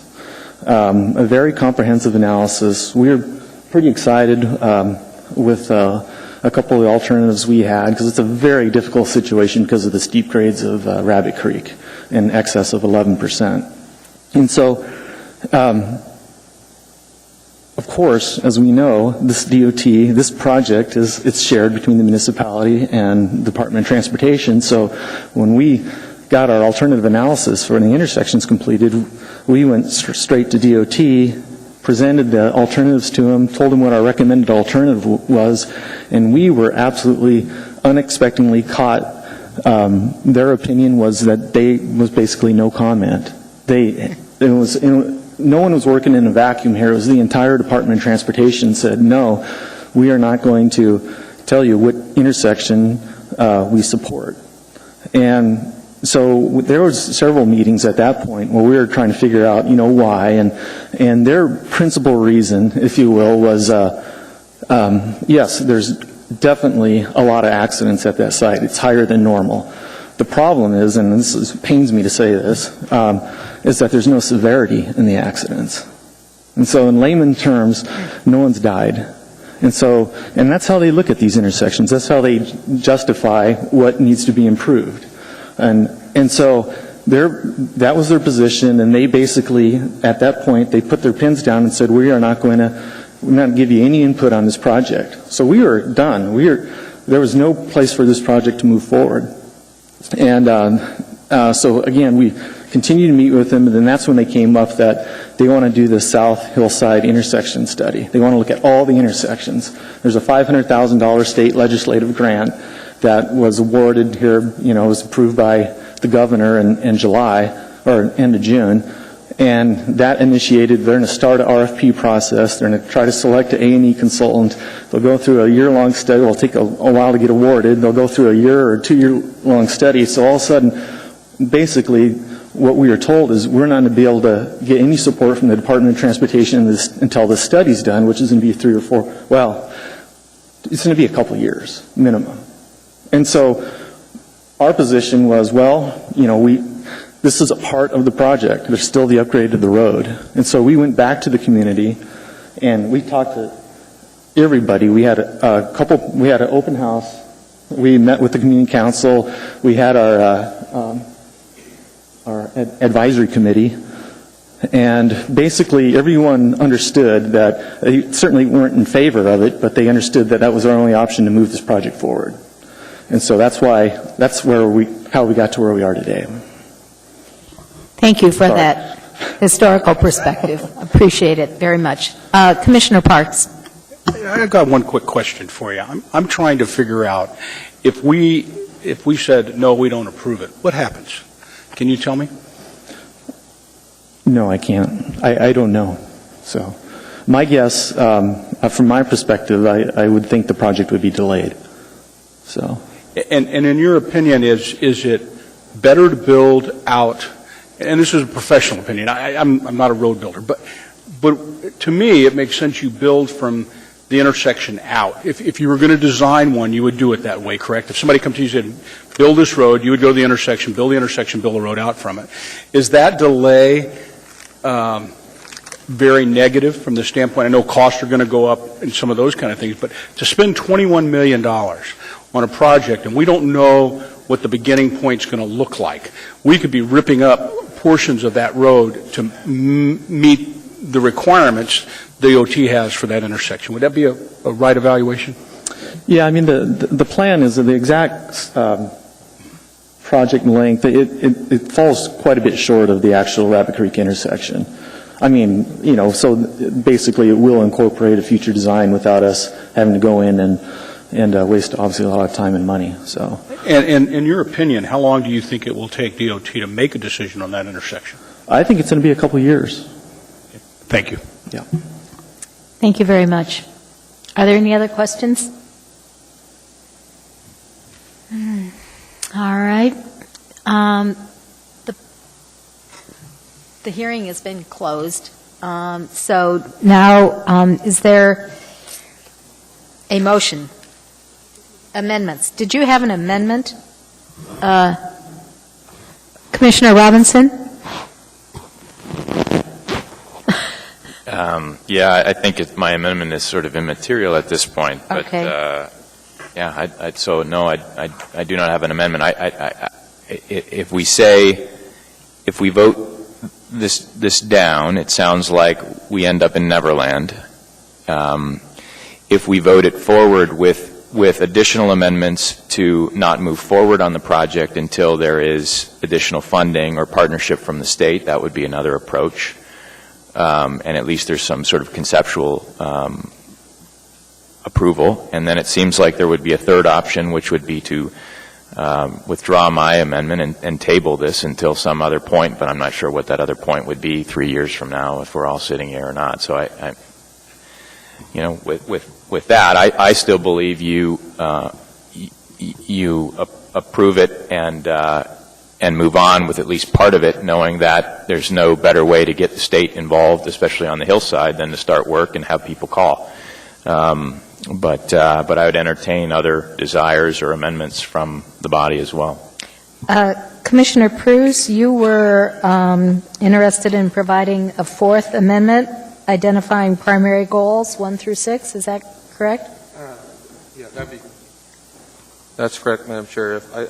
If on page 27 of our package, the 6 primary goals were included with the recommendations from the department, then I would be persuaded to support this case.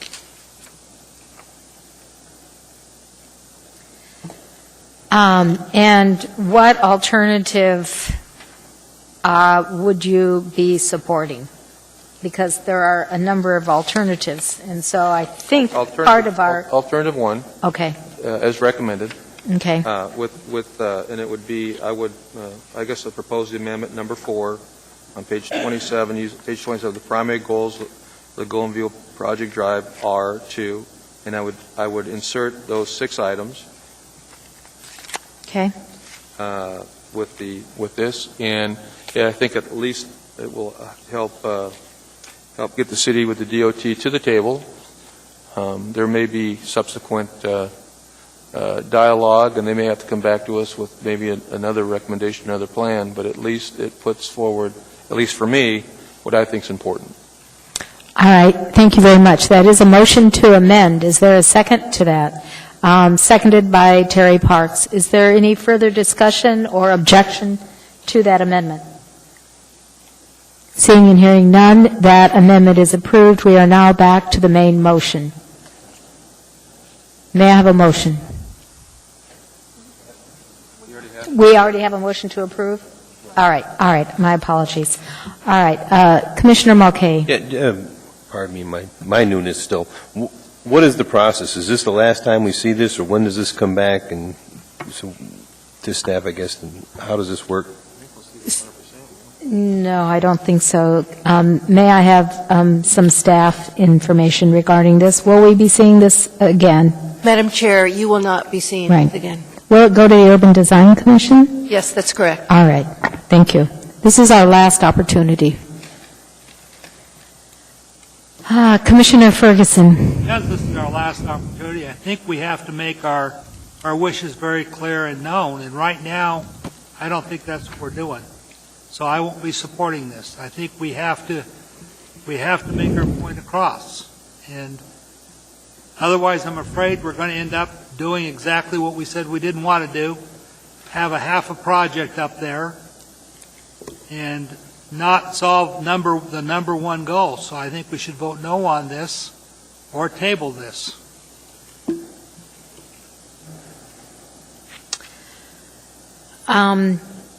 Commissioner Phelps. I've been listening to this discussion. It's been very interesting. I think it's obvious we're in a real quandary right here. And if we don't do something, we're going to have a problem. That's my assessment.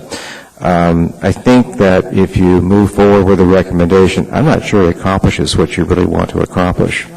And if you basically dismiss the project, then you have no particular leverage. What occurs to me is it might be a better approach to table this with an intention for the administration to go back to the DOT and say, this is important. We need to get this resolved, and see what their response is, because it's clear right now that we're not going to have a recommendation that's going to be really all that useful. So that's my opinion on it. Thank you. Commissioner Pruse. Yeah, maybe just some clarifications that on the page 5 department recommendations, it says subject to the following conditions. If those items 1 through 6 is a condition, wouldn't that in fact require that the traffic congestion during peak hours of Golden View Drive resulting from Golden View be addressed, the intersection be addressed, the speeding be addressed? That would be a condition of this. Yeah, but how do they deal with it? I mean, that's the recommendation, but they have no leverage at this point to go to DOT-PF and say there's a problem here. I mean, that's the problem, is they got to have leverage, and they got to use that leverage in order to get something out of DOT. The leverage would be that it's approved subject to these things being addressed. if this gives definition to what they have to go back and negotiate with the DOT. Sir, Now, I just say that, I'm just speaking, this is kind of how my view, but it may not be in reality, that may not be the case. Bruce, you may be absolutely right, but I read this as subject to the following conditions, and there's 6 additional conditions of being added to this 1, 2, and 3. Well, I can just say I can see both ways. most recently that we do have conditions in conditional uses, for example, that are ignored. So my fear is that they would simply be ignored. Commissioner Robinson. I'd like to propose an amendment. Specifically, I'd like to propose an amendment to approve the draft design study report conditional upon an acceptable design for improvements to the intersection of Rabbit Creek and Golden View Drive, and that the design study report not proceed until that design is completed.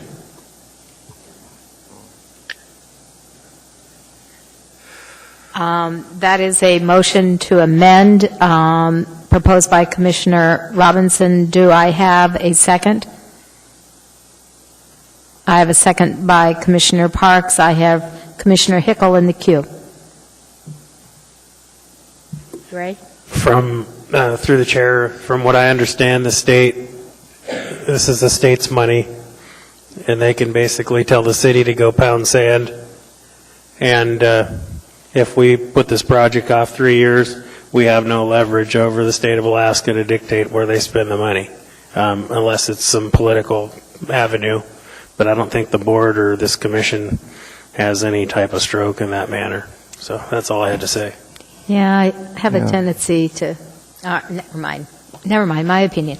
Commissioner Mulcahy and then Commissioner Phelps. Thank you. I guess I'm trying to figure out where our authority is if we took Commissioner Phelps' idea there that we table this thing, request that they come back, but bring a DOT rep to say what is the impact, what timeline are you working on, is this design consistent with where you think you're starting, just get an idea of the impacts of DOT. I would really like to hear their thoughts, and if it is significant and could change the whole thing and negate a lot of this work, then we probably don't want to approve, but if it makes sense to them, do we have that authority, I guess? We have broad powers and responsibilities that have not always been exercised, but yes, we do have the authority to postpone or table or, yes, yeah. Yeah? All right, so who is in the queue after Peter? I think I was. Yes, no, go right ahead, Commissioner Phelps, and then Commissioner Bruce. I guess what I'm trying to do here is I'm trying to establish leverage for the municipality. That's what I'm trying to accomplish. Yep. And my concern is if you pass a amended motion such as this, it's going to be, they passed an amended motion, let's just go forward, or not go forward as the case may be. I think what we need to be able to do is to say this is important. You are not addressing the issues that were identified that, in fact, that design have been developed, and you need to get the municipality to go to DOT and DOTPF and say, they're not going to pass this thing unless you guys do something. And we've got to have some sort of recommendation on this. We've got to know how to proceed. Either A, tell us you're not going to spend the money on this project, and we'll move on, or B, tell us that this is a priority, and that we'll integrate the design between the two. But if you just pass a motion, I'm not sure it's going to go anywhere. Thank you. I do concur with that. Commissioner Bruce. It may be that, and as theory, if we voted this thing down, wouldn't they then come back with a different recommendation at some later point versus tabling it? I would think we voted no, and it failed. The majority of the body voted no, it failed. I don't think that kills the project. I think it has. It does. It kills the recommendation of what they're presenting, and that they can go back and redesign and submit another another variation that may include the intersection, for crying out loud. I think, There's no reason why they can't do multiple submittals.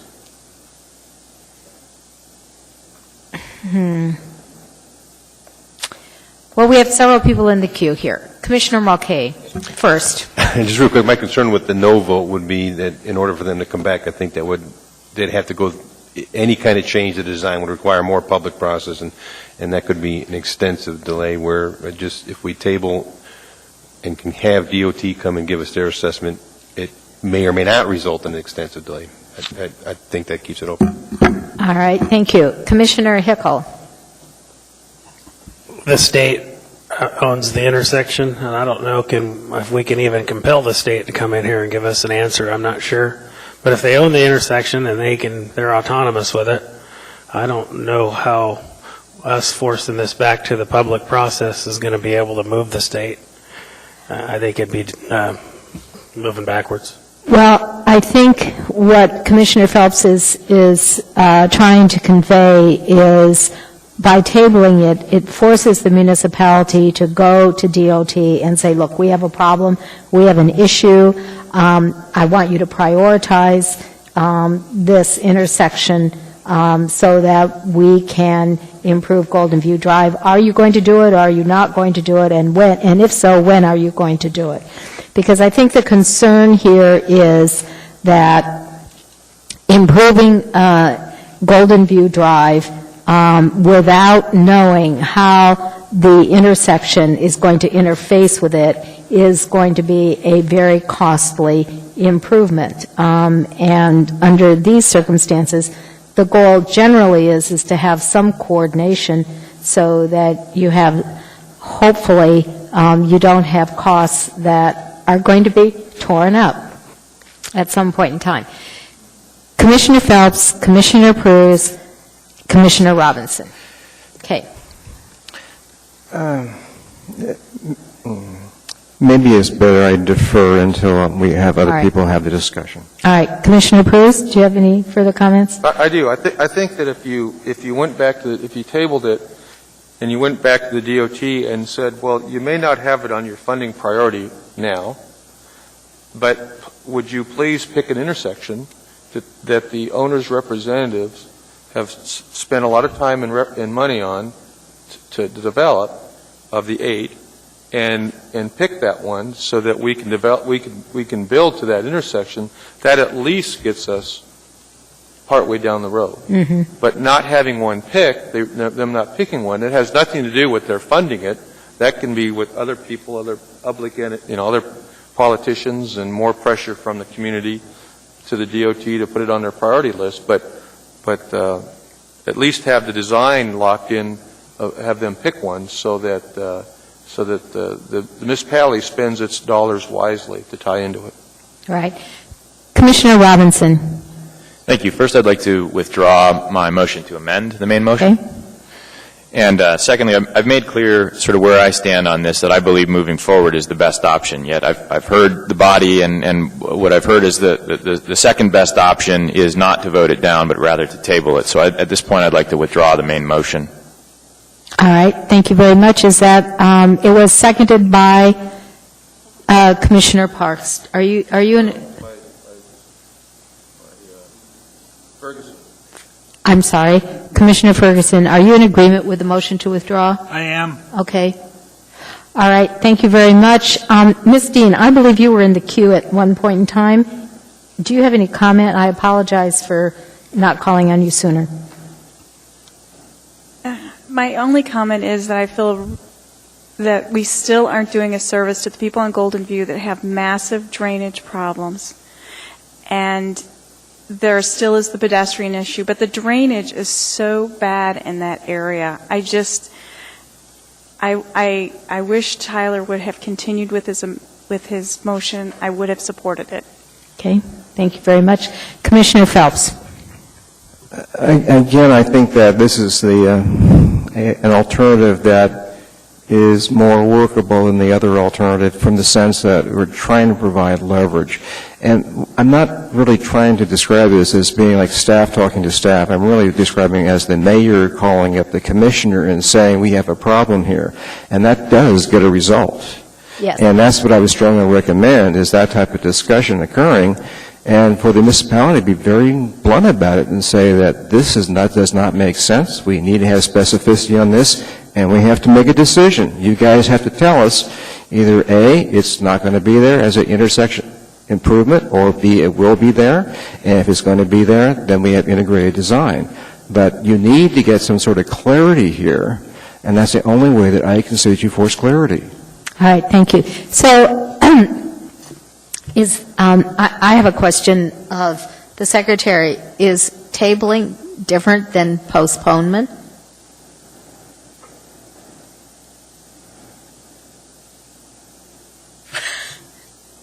Push your button. Tell us.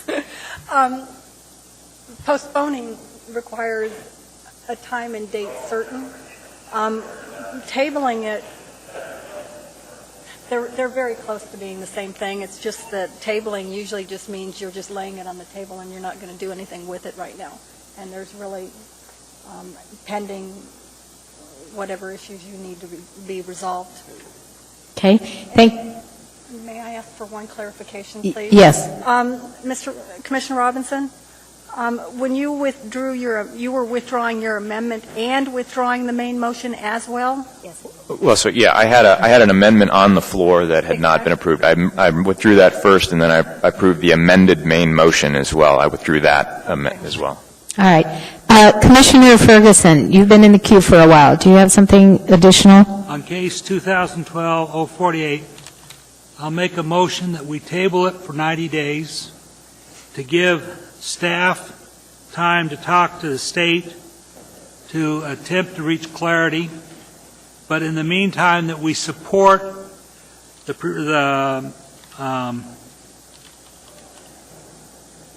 recommendations in their packet, and we support the plan that they have laid out. All right. Do we have a second? Commissioner Cruz. Well, I agree with the tabling, although I disagree with the lighting that's in this plan. And so I think there needs more, I'd like whatever thing is going to pass, I was going to add an amendment that was a friendly amendment, hopefully, to address the lighting that all the residents had to do with this. So I don't know quite how to. I can amend my motion to table. Just simply table. This table? Yeah. Okay. All right.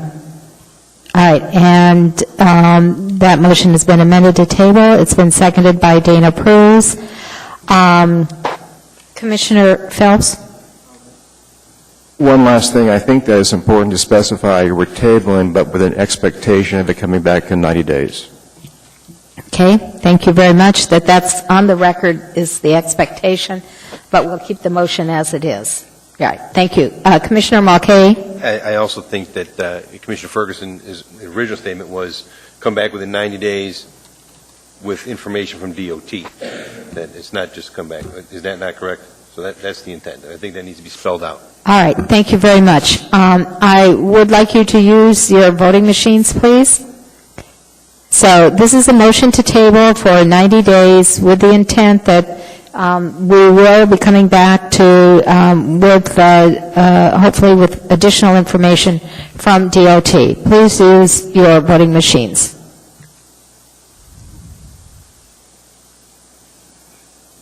All right, that motion passes.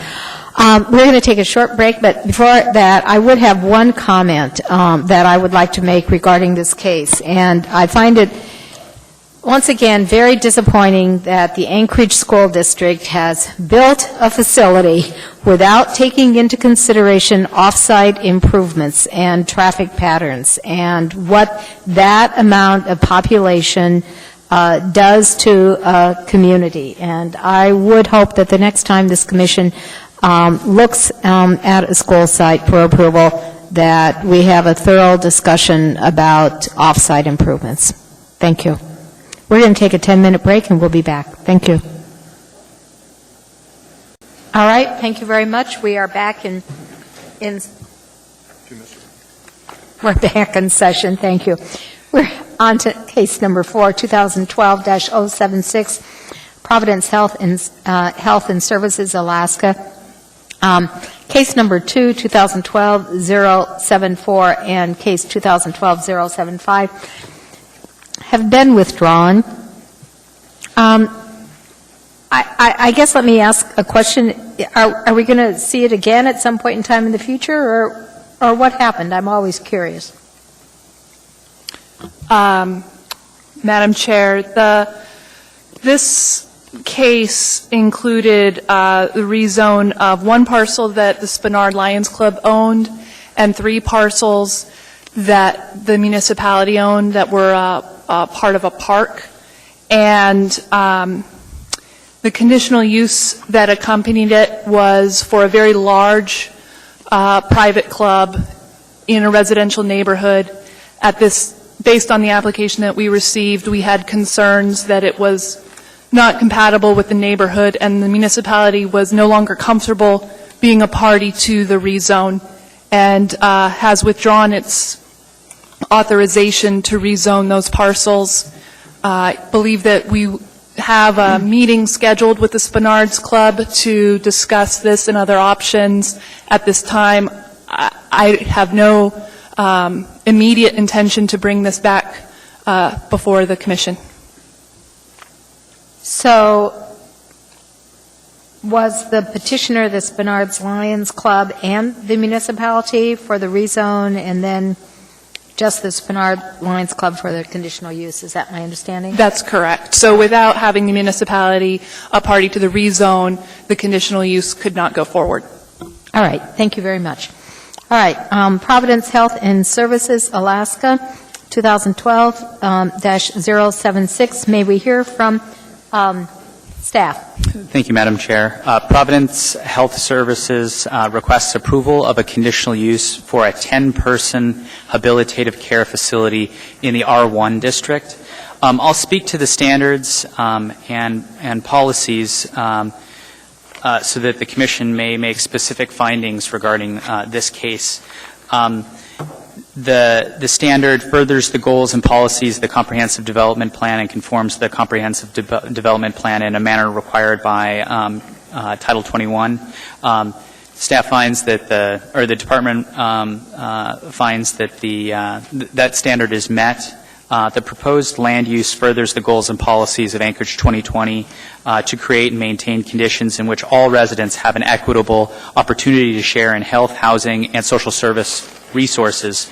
Specifically, Anchorage 2020 policies 7, 11, 14, 46, 61, and 62 support this standard and this request. The second standard conforms to the standards for that use in this title and regulations promulgated under this title. The standard is also met. The site plan meets all the R1 zoning district regulations, including minimum lot area, required yard setbacks, minimum lot coverage of all buildings, maximum lot coverage of all buildings, maximum height of structures, and required parking. The third standard will be compatible with the existing and planned land uses in the surrounding neighborhood and with the intent of its use district. The standard is met. The final standard will not have a permanent negative impact on the items listed below, substantially greater than that anticipated from the permitted development. And that goes into pedestrian, vehicular, traffic circulation, demand for and availability of public services, environmental pollution, and maintenance of compatible and efficient development land use patterns. The Department finds that the standard is met that this standard is also met. Therefore, the Department recommends approval of the conditional use for a habilitative care facility to allow a 10-person adolescent residential treatment program in the R1 district, subject to the conditions below. The conditions are on page 5, conditions 1 through 9. The traffic department has commented this morning that they would accept the deletion of condition number 7 if the commission sees the need to delete that condition. Thank you. I'd be happy to answer any questions, and the petitioner is here as well. All right, thank you very much. Are there any questions from commissioners? If not, we will open the public hearing. We will ask for public testimony on the issue. Persons who wish to testify will follow the time limits established in the Commission Rules of Procedures. Petitioners, 10 minutes. Part of this time may be reserved for rebuttal. Representatives of groups, which include community councils, PTAs, 5 minutes, and individuals, 3 minutes. When your testimony is complete, please stand for a few minutes as you may be asked questions by the Commission. You may only testify once on any issue unless questioned by the Commission. An individual may have appeal rights relating to any action the Planning and Zoning Commission takes. Appeals must be filed with the clerk's office within 20 days after the Planning and Zoning Commission's final decision. Any individual may request written findings from any Commission decision within 7 days. May we hear from the petitioner's representative? Yes, Madam Chair. My name is Dan Bowles, representing Providence Healthcare Systems. I also have 3 members of the Providence Healthcare System here that can answer specific questions as to the program and the renovations to the building, if you so desire. As you've obviously read and gone through, this is a habilitative care facility for 10 or fewer adolescent females. And it is not a drug or rehabilitation program in that sense, drug or alcohol use. This is strictly for a very narrow segment of the population who are in danger to themselves. In doing the research for this facility, I found out that the World Health Organization states that every minute 2 people kill themselves, commit suicide. And so we are painfully aware of that here in Anchorage and in Alaska, and the suicide rate here is really unacceptable. But we have a chance here to further this program because their current location, the owner is unwilling to continue their lease to their building, so they have to find this new location. So they found a facility large enough to house their operation and to continue on here providing this service to the municipality of Anchorage.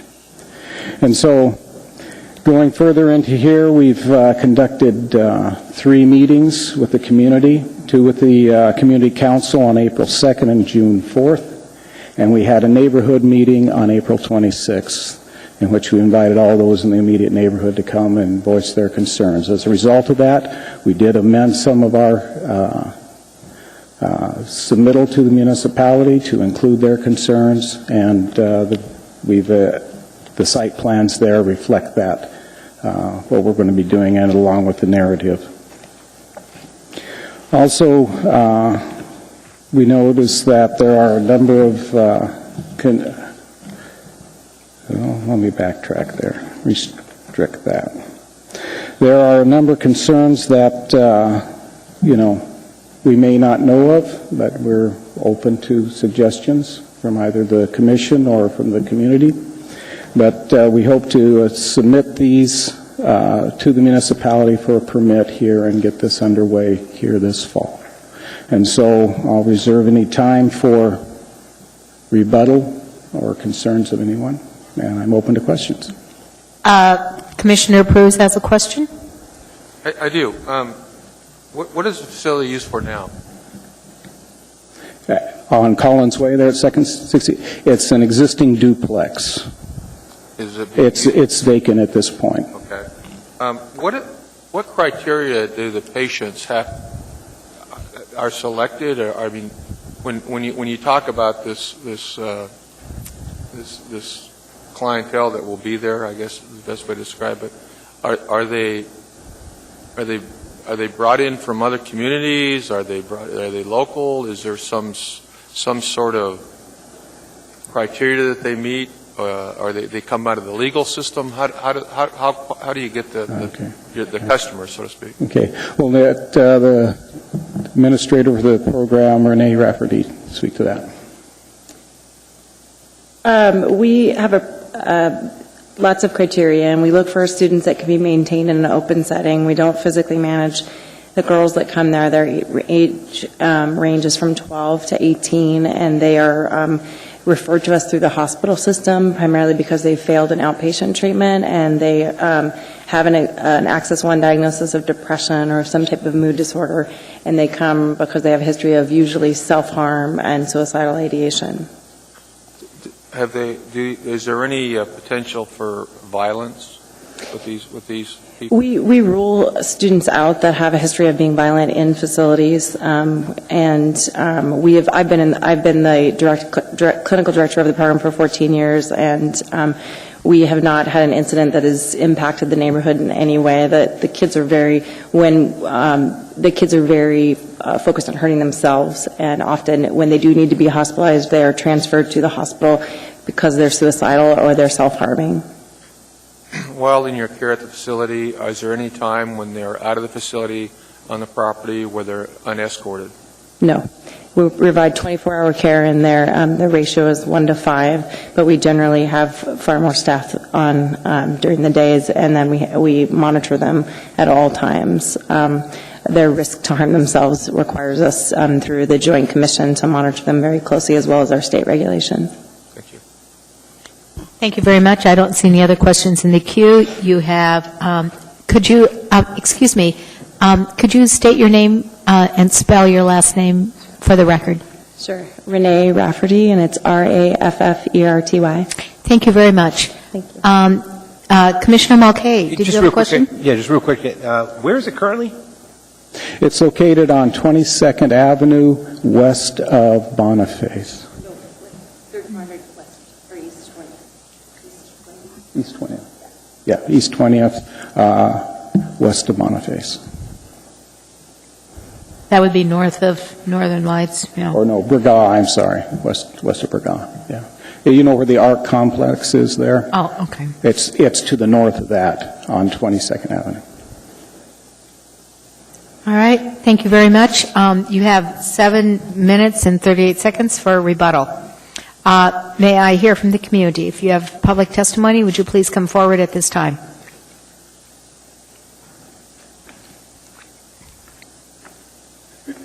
My name is Rainey Deal. I live 3 houses. Spell your name for us, please. RAINYDIEHL. Thank you. I live 3 houses behind this building, and you can look directly into my backyard, kitchen windows, living room windows, and dining room windows from 2 of the bedrooms in this facility. We have several concerns. We're an active duty military family and just moved into our house October 2011, and boy, were we shocked when we found out this was going up in our backyard. Resale value is extremely important to us because relocation is very likely, and we don't know what's the history of resale in a neighborhood that has one of these placed right in the backyard. We're also concerned about property value. Does it diminish our property value? What's going to happen there? We have a decent home, decent property value right now, and nobody wants to lose property value. What is the history of substance abuse of these children? Illicit drug use, prescription drug use, huffing, alcohol abuse, or polysubstance abuse? We don't know that. We realize drugs aren't allowed in the facility, but what's their history or potential for relapse? We don't want that happening in our backyard. 10 girls with the potential for relapse. Who knows what'll happen?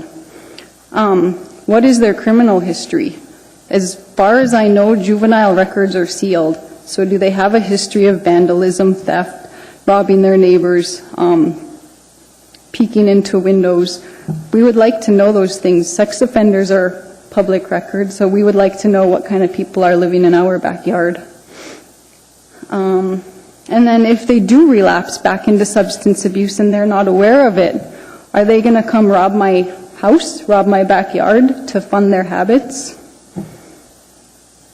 Do they have a history of abuse towards others, towards children, towards animals? We just want to know what kind of people we have moving into our backyard. What is the potential for Providence to decide that they no longer want a juvenile residential facility and have a higher need for something else, such as alcohol rehab for adults? Will they roll this facility into something bigger, like we saw with South Central Foundation earlier today? Can they expand to the adjacent property? We'd like to know that as well. I hope you guys take our concerns seriously. Thank you. Thank you very much. Francis? Thank you, Madam Chair. There were several excellent questions from the public. I'd like to just try and respond to a couple of them. Any change whatsoever, either in the number of people or the components of this program, requires a change to the conditional use, perhaps a completely new conditional use. So what is proposed before the Commission is what would be approved. Any change would need to come back before the Commission, would be re-advertised as a public hearing. There'd be an opportunity, for the public to comment as they are now. This is the Providence Adolescent Residential Treatment Program provides residential-based treatment to adolescent girls ages 12 to 18 who failed outpatient treatment and have been hospitalized because they are a danger to themselves. This is not an alcohol or drug addiction program. The program serves young women who are unable to cope with societal pressures and emotional shock. This is not a alcohol or a drug treatment program. It's important, I think, to separate out there are different categories of uses, or they're just different uses. A residential care facility, residential care, as we think of it, caring for people who need assistance, assisted living, residential care facility, that's one type of use. This habilitative care is another type of use. They're going through treatment.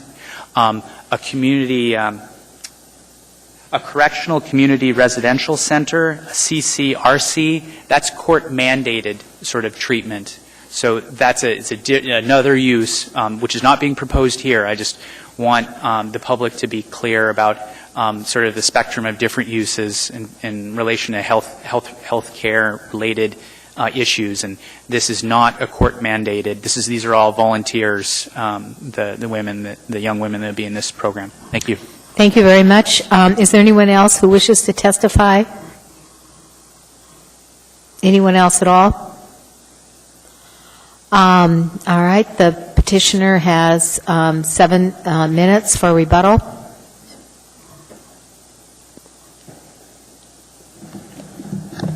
Thank you, Madam Chair. As staff brought out, the conditions of approval are very well spelled out there. The site plan even has to be recorded with the state. The treatment program is not for drug or alcohol rehabilitation. It is for those with emotional problems, and they will be, that's what it will stick to. Any changes would require a whole new conditional use. And the first 4 conditional uses there, bring that out, and on page 5, and we have no problems with those being conditional uses.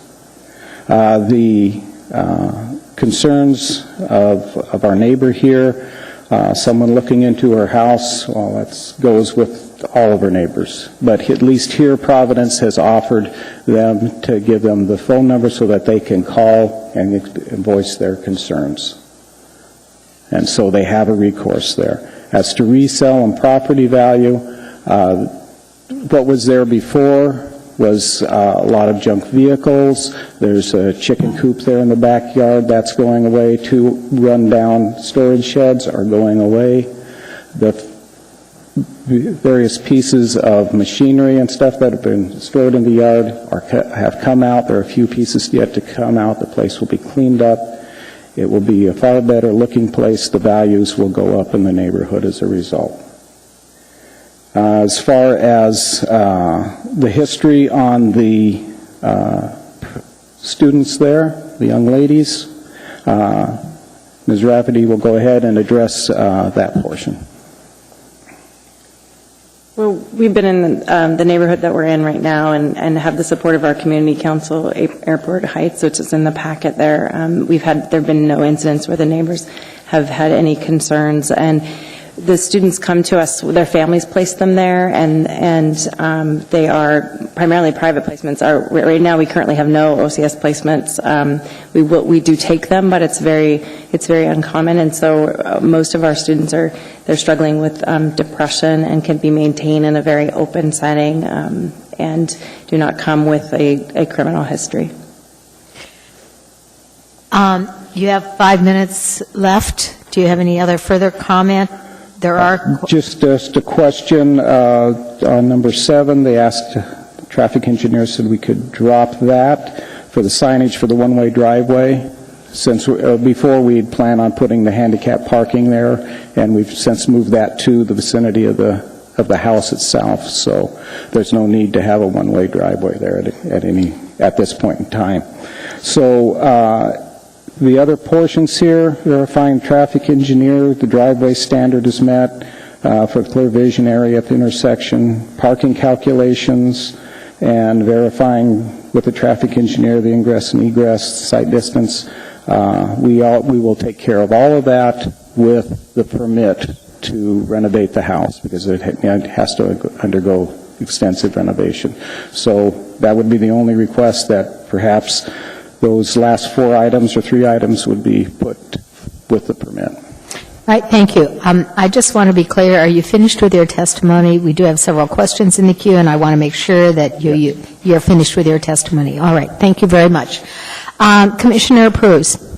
Hi, thanks. A couple quick questions. I'm looking at the site plan. It says option 1. Is that the one you propose using? So that would be the site plan that you're proposing in your conditional use? Yes. Okay. Would the petitioner be adverse to putting a fence around the property line? No, matter of fact, we've in the narrative we've said that that's what we're planning on doing. I don't see that as a requirement. I didn't see So it. you would not object to to putting a fence around it? Okay. And do you have a particular size fence that you were planning on putting in there? To meet the setback on there with clear vision triangle and everything, we'd be going with 4 foot, and then meeting that. 4 foot all the way around the property? Yes. What about the neighbors to the south that look that There is a current fence on the south property line and on the east property line. Their fence is currently there, and we would be matching those. That's because they're not showing there because they're on the other person's property, but we would match those. Okay. So I guess the requirement to have fence around the existing property would be all right. Yes, I can have facility managers, but yeah. Thank you. All right. Commissioner Parks. The other question I have is, would you have any problem? First of all, you've represented that it's a female adolescent, ages 12 to 18, and I noticed they didn't put that in the restrictions. Would you have an issue with that being in the restricted portion of it? Oh, in the conditions? In the conditions. You mentioned it in the narrative, but you don't have it in the conditions. There wouldn't be an issue with that? Right. Good. Okay. And then the other question I would have is, it's an adolescent residential female program who have failed outpatient treatment and have been hospitalized. Could I use that all as a condition? I just want to make sure that we don't change the use of what we're doing with the adolescents that are coming in there, that they've been screened, they've not had a chance to work it. And maybe answering my question from the standpoint of what I'm trying to get to is a place where we can come to a restriction or a department recommendation with these conditions, with that statement, the purpose or the proposed statement being portion of the conditional use. Some students don't have access to outpatient therapy, and they haven't because they live in a more rural area. So I think that limiting that really wouldn't work in this case. That wouldn't work in that case. Yes. And then it is not an alcohol or drug. You wouldn't have any trouble if we put that into as a condition. They can't have a primary diagnosis of substance dependence is a rule out for us. And I'm fine with it being a primary diagnosis. They can have secondary issues. Most of our teenagers have, some issue. But if they're not there primarily for drug or alcohol? That is not the primary. They have been ruled out as being dependent on a substance. Thank you. Commissioner Ferguson? One question and one comment. What is your staffing level and what is your staffing level at night? And does your staffing include volunteers? And if so, how many? Go ahead. We do not have volunteers that monitor our students at all.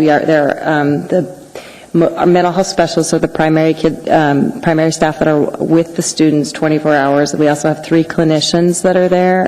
So we have a 1-to-5 ratio, and we primarily stay at 9. So at any given time, there are 2 staff for those 9 students. But the staffing ratio is higher during the day because the 3 clinicians are there. And at night, we have 1 psychiatric care technician that is awake from 11 to 7:30 a.m. So at night you have one person? We do have 1 person on, and I'm on call. One comment, and this goes back to the signage and to the fencing and to the concerns of the neighbor. I would think a residential scale fencing and on signage is important here. So if somebody driving down the road would not know what the establishment is, that it looks residential and looks like your neighbor's is what I... That's very important to us as well. We don't want anybody to know that we're there, and we don't interact with our neighbors. It's very important that the girls' confidentiality and the families are allowed to heal in a. Is there any signage intended? No, I think the only thing we're required to have is a handicap sign. Handicap parking sign is fine. Yeah, we do not have any signage. No, we don't want anybody to know where we are either. Thank you. Mm-hmm. All right, thank you very much. Commissioner Hickel? You did say each patient would be monitored.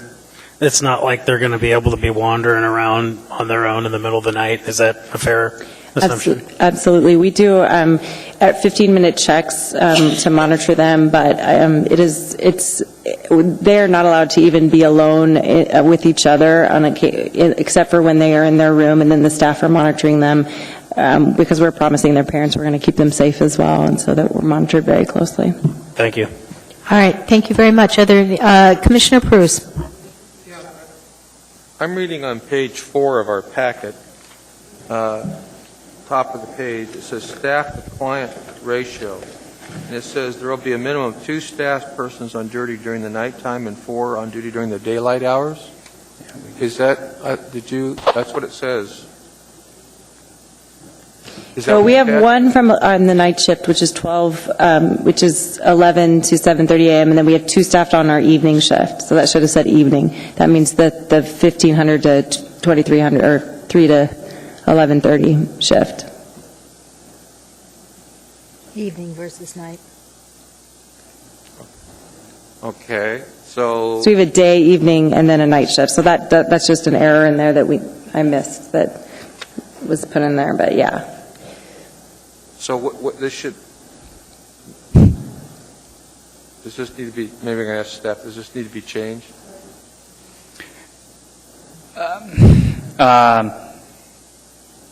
Well, it wasn't clear to me. Thank you for the question, Mr. Prus. It wasn't clear to me in the petitioner's application what the staff to client ratio would be, and so I asked the petitioner's representative, and I lifted this from the response that he gave to me.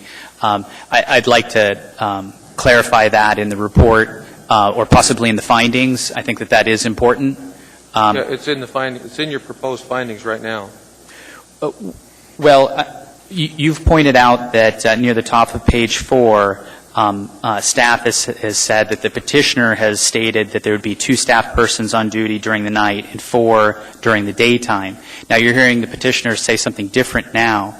So what I'm saying is that when you move to approve and then you state your findings, you can state one of the findings is the staff to client ratio will be blah, blah, blah, blah, blah, blah, that you can make that a finding. It's a part of the record in the resolution for approval for this conditional use. Also, Mr. Parks had some questions about adding wording, and it's fine to add additional sort of clarification to the conditions of approval. But condition number 3 states this conditional use is subject to compliance with all standards for this conditional use in the petitioner's application and submittals. So essentially, the Commission doesn't need to rewrite the entire application into the approval. It's just part and parcel of what's approved. Thank you very much. Are there any other questions from the Commissioner to the petitioner? Seeing and hearing none, thank you very much. The public hearing is now closed. What is the wish of the Commission? Commissioner Parks. Madam Chair, I'd like to propose in case number 2012076, Providence Health and Service Center for a zoning conditional use for Habitative Care Facility, that we approve under the conditions that are listed on page 4 and 5, with 2 exceptions. One is we remove item, and there's 9 items there. I'd like to add 1 item, which would be item number 10, a fence a minimum of 4 foot high around the property. And then I would like to also remove the one-way sign in the driveway. And I would like to amend portion number 2 to say a 10-person female adolescent residential treatment program. Thank you very much. This motion has been seconded by Peter Mulcahy. Mr. Mulcahy, do you agree with those changes as proposed? Yes? All right. Thank you very much. Would you like to speak to your motion, Commissioner Parks? I would. Thank you. This facility is something that's probably needed in our community. I absolutely agree with it, and it fits in a residential area as long as the clients that are there are well supervised, and I think we recognize that as a group. I think the policy and findings of policy number 7 under Chapter 21.5 of the Comprehensive Plan, policy 7, 11, 14, 46, 61, and 62 are met under the terms and conditions of this request. It conforms to the standards for the use in title and reservation under this title. This standard is met. Will be compatible with existing and planned use surrounding the neighborhoods and with the intent of the use. And that's all I have, Madam Chair. All right. Thank you very much. Commissioner Mulcahy, do you have any other findings of facts or comment? No findings of fact, just a comment that I am familiar with their current location. I used to ride my bike by that location on a regular basis, commuting. And, yeah, you're right, you wouldn't know. You'd have no clue what was going on there. So if you maintain those same standards, I think we'll be fine. All right. Thank you very much. Commissioner Pruz? Yes, thank you. I'd also like to clarify on findings on page 4 under staff to client ratio that there'll be a minimum of 1 staff person on during the night shift and 4 persons during the daylight hours. Is that correct? 2 and 1? 2 both shifts. So all right. There's 2 at night, 2 in the evening, and 2 during the day, and 1 at night. Oh, something like that. 5 people in a 24-hour period. Yes. Thank you very much. I think that's understood. All right. Very good. Is there any objection to the motion? Seeing and hearing none, that is approved. Thank you for the good work you do for the community. All right, moving on to case number 2012-085. The petitioner is Abraham Gallo. The request is a site plan review for a large retail commercial establishment. May we hear from staff? Thank you, Madam Chair. As you noted, this is a site plan review for a large retail establishment. The proposal is a strip development, but a very attractive and well-designed strip center. Large retail establishments are subject to numerous design standards. All the standards are met with the exception of 2 standards. Most of the report is taken up with describing the standard and how they responded to it. The first standard that they don't meet is on page 3, item C. Under visual and noise buffers, the code requires a 25-foot landscape buffer if any side of it abuts residential, and they do on one side and partial of another side. I did work with them, and the petitioner did try to, well, in fact, they did. They did double up the vegetation on it. They put a double row of evergreen trees. Also, they put shrubs in that 22-foot buffer area, trying to reduce the visual and noise impacts that it might have on neighboring residences. But the fact of the matter is that it is a code requirement, and the staff does not have the authority to waive that 25-foot buffer requirement, and frankly, the Commission does not have that authority either. So in this case, the petitioner has two choices. They can either seek a variance with ZEBA to reduce that 25-foot buffer down to 22 feet, or they can adjust either the location of the building to move it, or modify the building in some way, some fashion, or adjust the drive aisle. But I understand that due to fire department requirements, they cannot reduce that drive aisle at the rear of the building. The second area that they don't meet is on one is on page 7, and it continues the same idea on page 8, and that is that the building entrances are required to have some sort of weather protection over the entryways, and other than those two items, they meet the large retail establishment, all the design standards. And staff does want to add that the petitioner has worked very closely with staff, and they have been amenable to changing many things that the staff has asked them to do regarding either the design of the building. When I first saw the building, the rear of the building had no design, really articulation in any sense. It was just a plain rear facade, and staff asked them to do something to that rear elevation that would bring it more into compliance with code requirements, which is to have it, be similar in design to the front facade, and they were willing to do that, and it looks very, very good because it does face out on the adjoining area where there's a bank and a drive-up aisle beside over there, and also a restaurant on that side.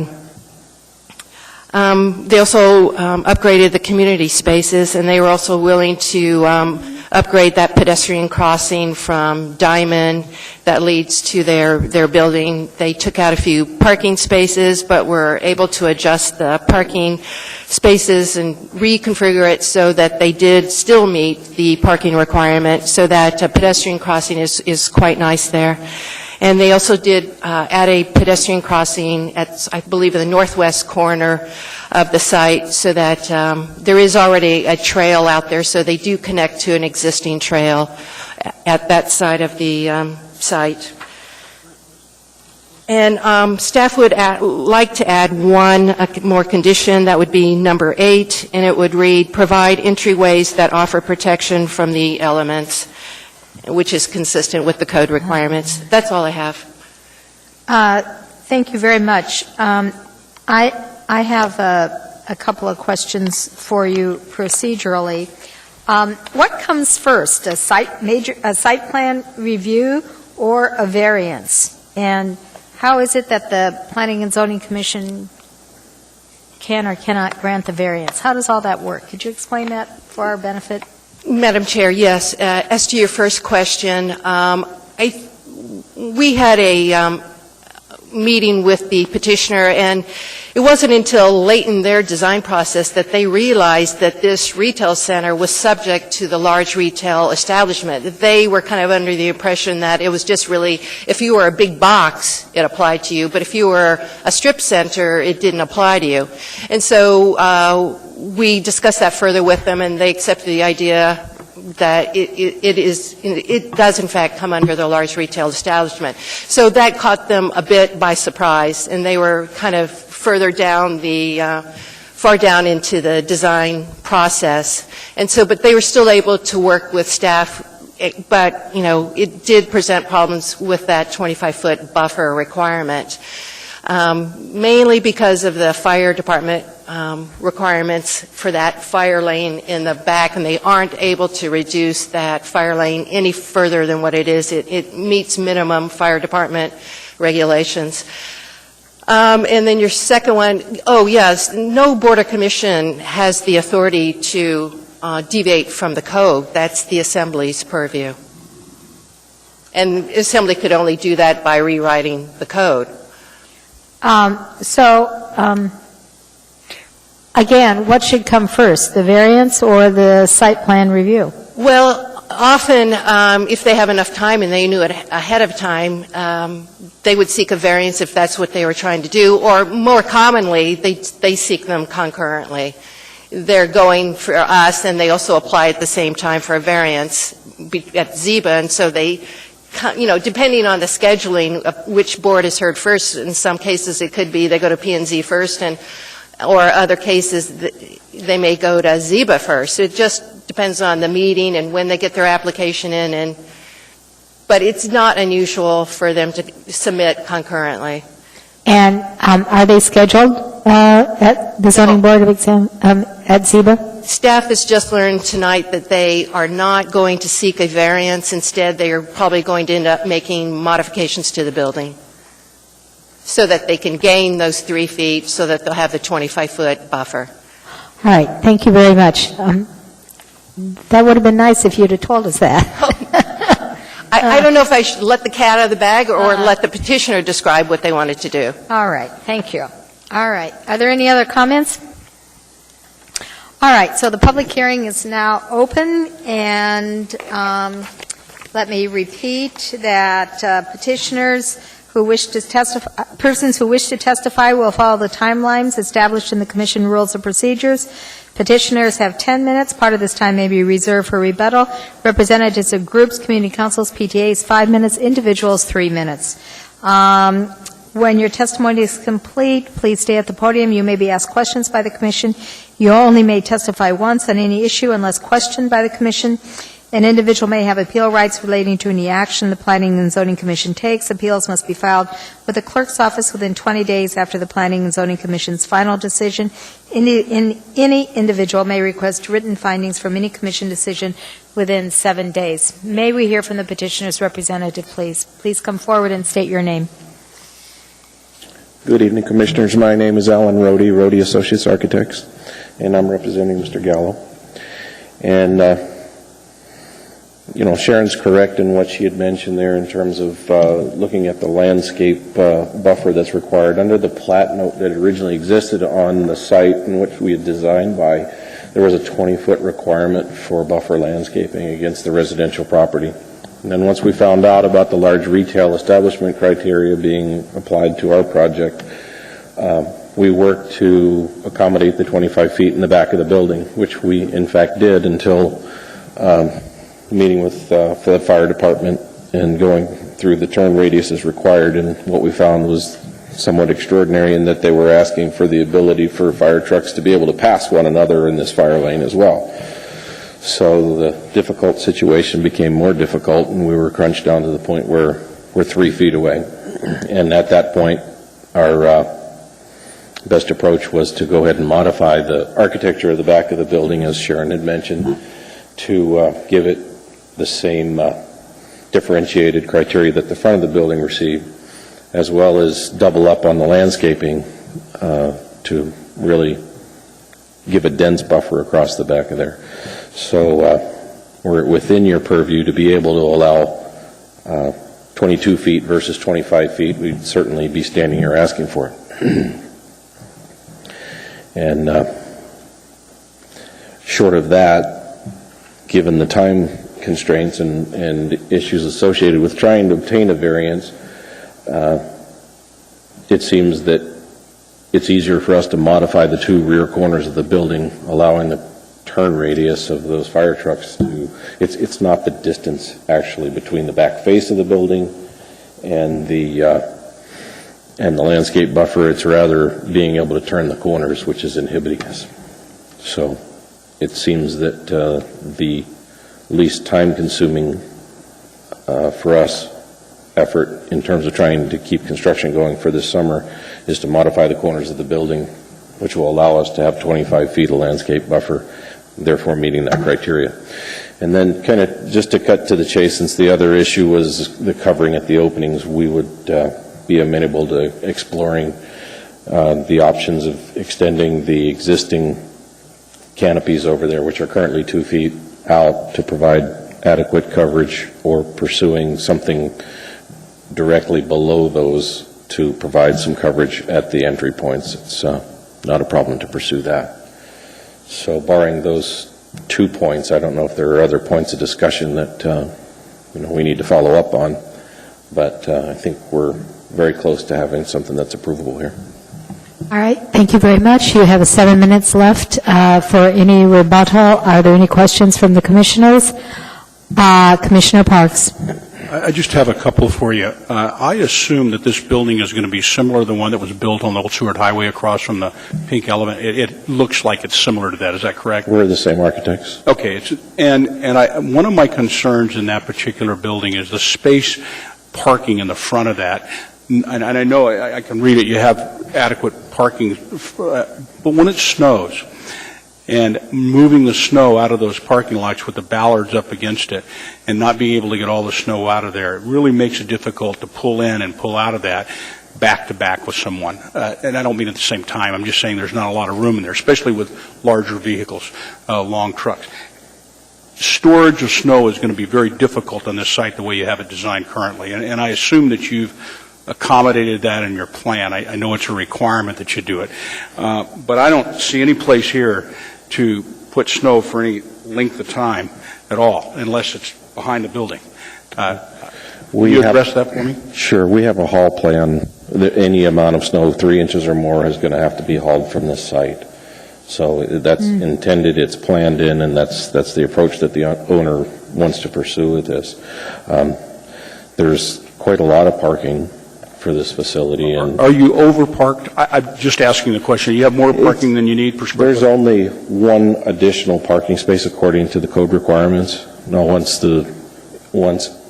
the new Title 21 comes into effect, there should be substantially extra parking. Thank you. But at this point, there's only one extra space. We've taken a couple of parking spaces and devoted them to ADA access and pedestrian access points from 2 different areas, one from the northwest and then one directly from the south.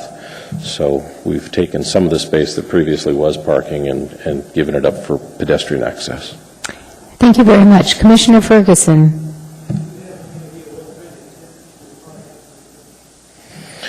For the most part, this is entirely speculative. So it could be, any range. We're only intending to have one restaurant space in there, and it's about 1/3 of the way into the facility. Other than that, as you may have noticed on that other property around the corner on Old Seward, there's a Scottrade in there. There's a nail salon. There's a little sandwich shop. So it could be any number of small retail establishment type spaces. Thank you. Thank you very much. Are there any other questions of the petitioner's representative? All right. Thank you very much. You have 7 minutes for your rebuttal. The public is now available for comment. Is there anyone here who wishes to testify?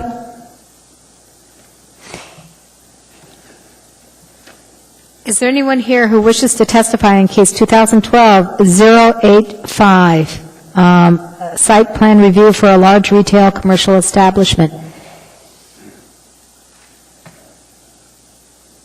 All right. You have 7 minutes for your rebuttal. Do you have any additional comments you'd like to make? I don't.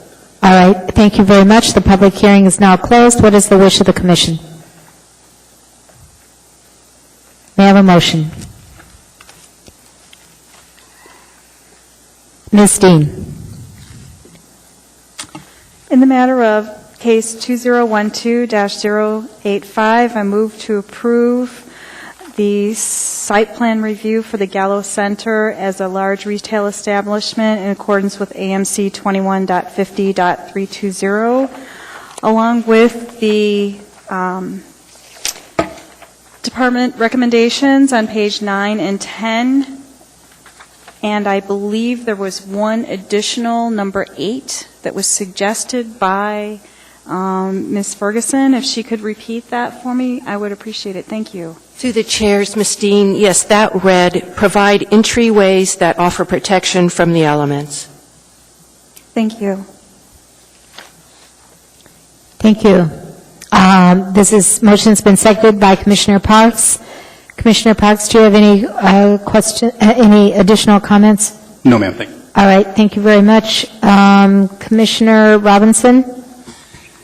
Yeah, I believe we need to amend number 6, or at least provide the option that wouldn't force the petitioner to go seek a variance. So I'd like to amend the motion to read,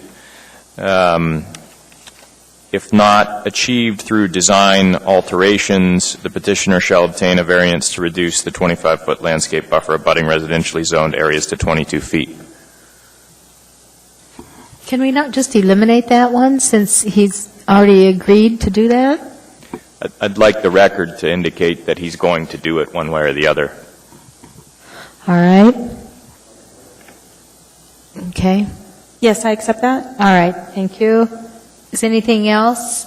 So if we have a motion to amend, we have to vote on the motion that was provided by Tyler Robinson and seconded by James Ferguson. Is there any objection to the motion to amend? Seeing and hearing none, that amendment is approved. We're back to the main motion now. That has been proposed by Ms. Dean and seconded by Commissioner Parks. Is there any objection? All right, maybe seeing and hearing none, that motion is approved, but could we have some findings? Ms. Dean. Yes, this case is a site plan review for a major retail site, and it has followed all of the requirements except for there have 2 issues. One with the landscaping requirement for the back 25 feet for the buffer, and also for the northern design elements requirement on page 7. The petitioner has promised us that they will rectify those 2 issues, and other than that, they have followed all of the requirements for a major site plan review. Thank you very much. Any other findings? Seeing and hearing none, congratulations. We look forward to seeing your building. All right. Ms. Ferguson, if you would convey a message, please, to the director that this commission will not allow amendments or other changes to cases to be laid on the table or recommended at the time of the hearing. It is unfortunate, but it is unfair to the petitioner as well as to the commission members to have to deal with those types of situations. Thank you. And the public. Thank you very much. Madam Chair, could I ask for further clarification when you say not allow amendments? What? Not allow any changes to be laid on the table by staff. Okay, so if we were to email those the day of, would that be acceptable? I don't think so. We really want to have a complete packet. So unless it is generated by a commissioner. Okay, and they've asked questions and Yes. we respond to them? Yes. That's acceptable? Yes. Okay. All right. Thank you very much. All right, I would entertain a motion. Mr. Parks, Commissioner Parks? Make a motion to adjourn. Thank you very much. Seconded by James Ferguson. Seeing no objection, this meeting is adjourned. Thank you very much.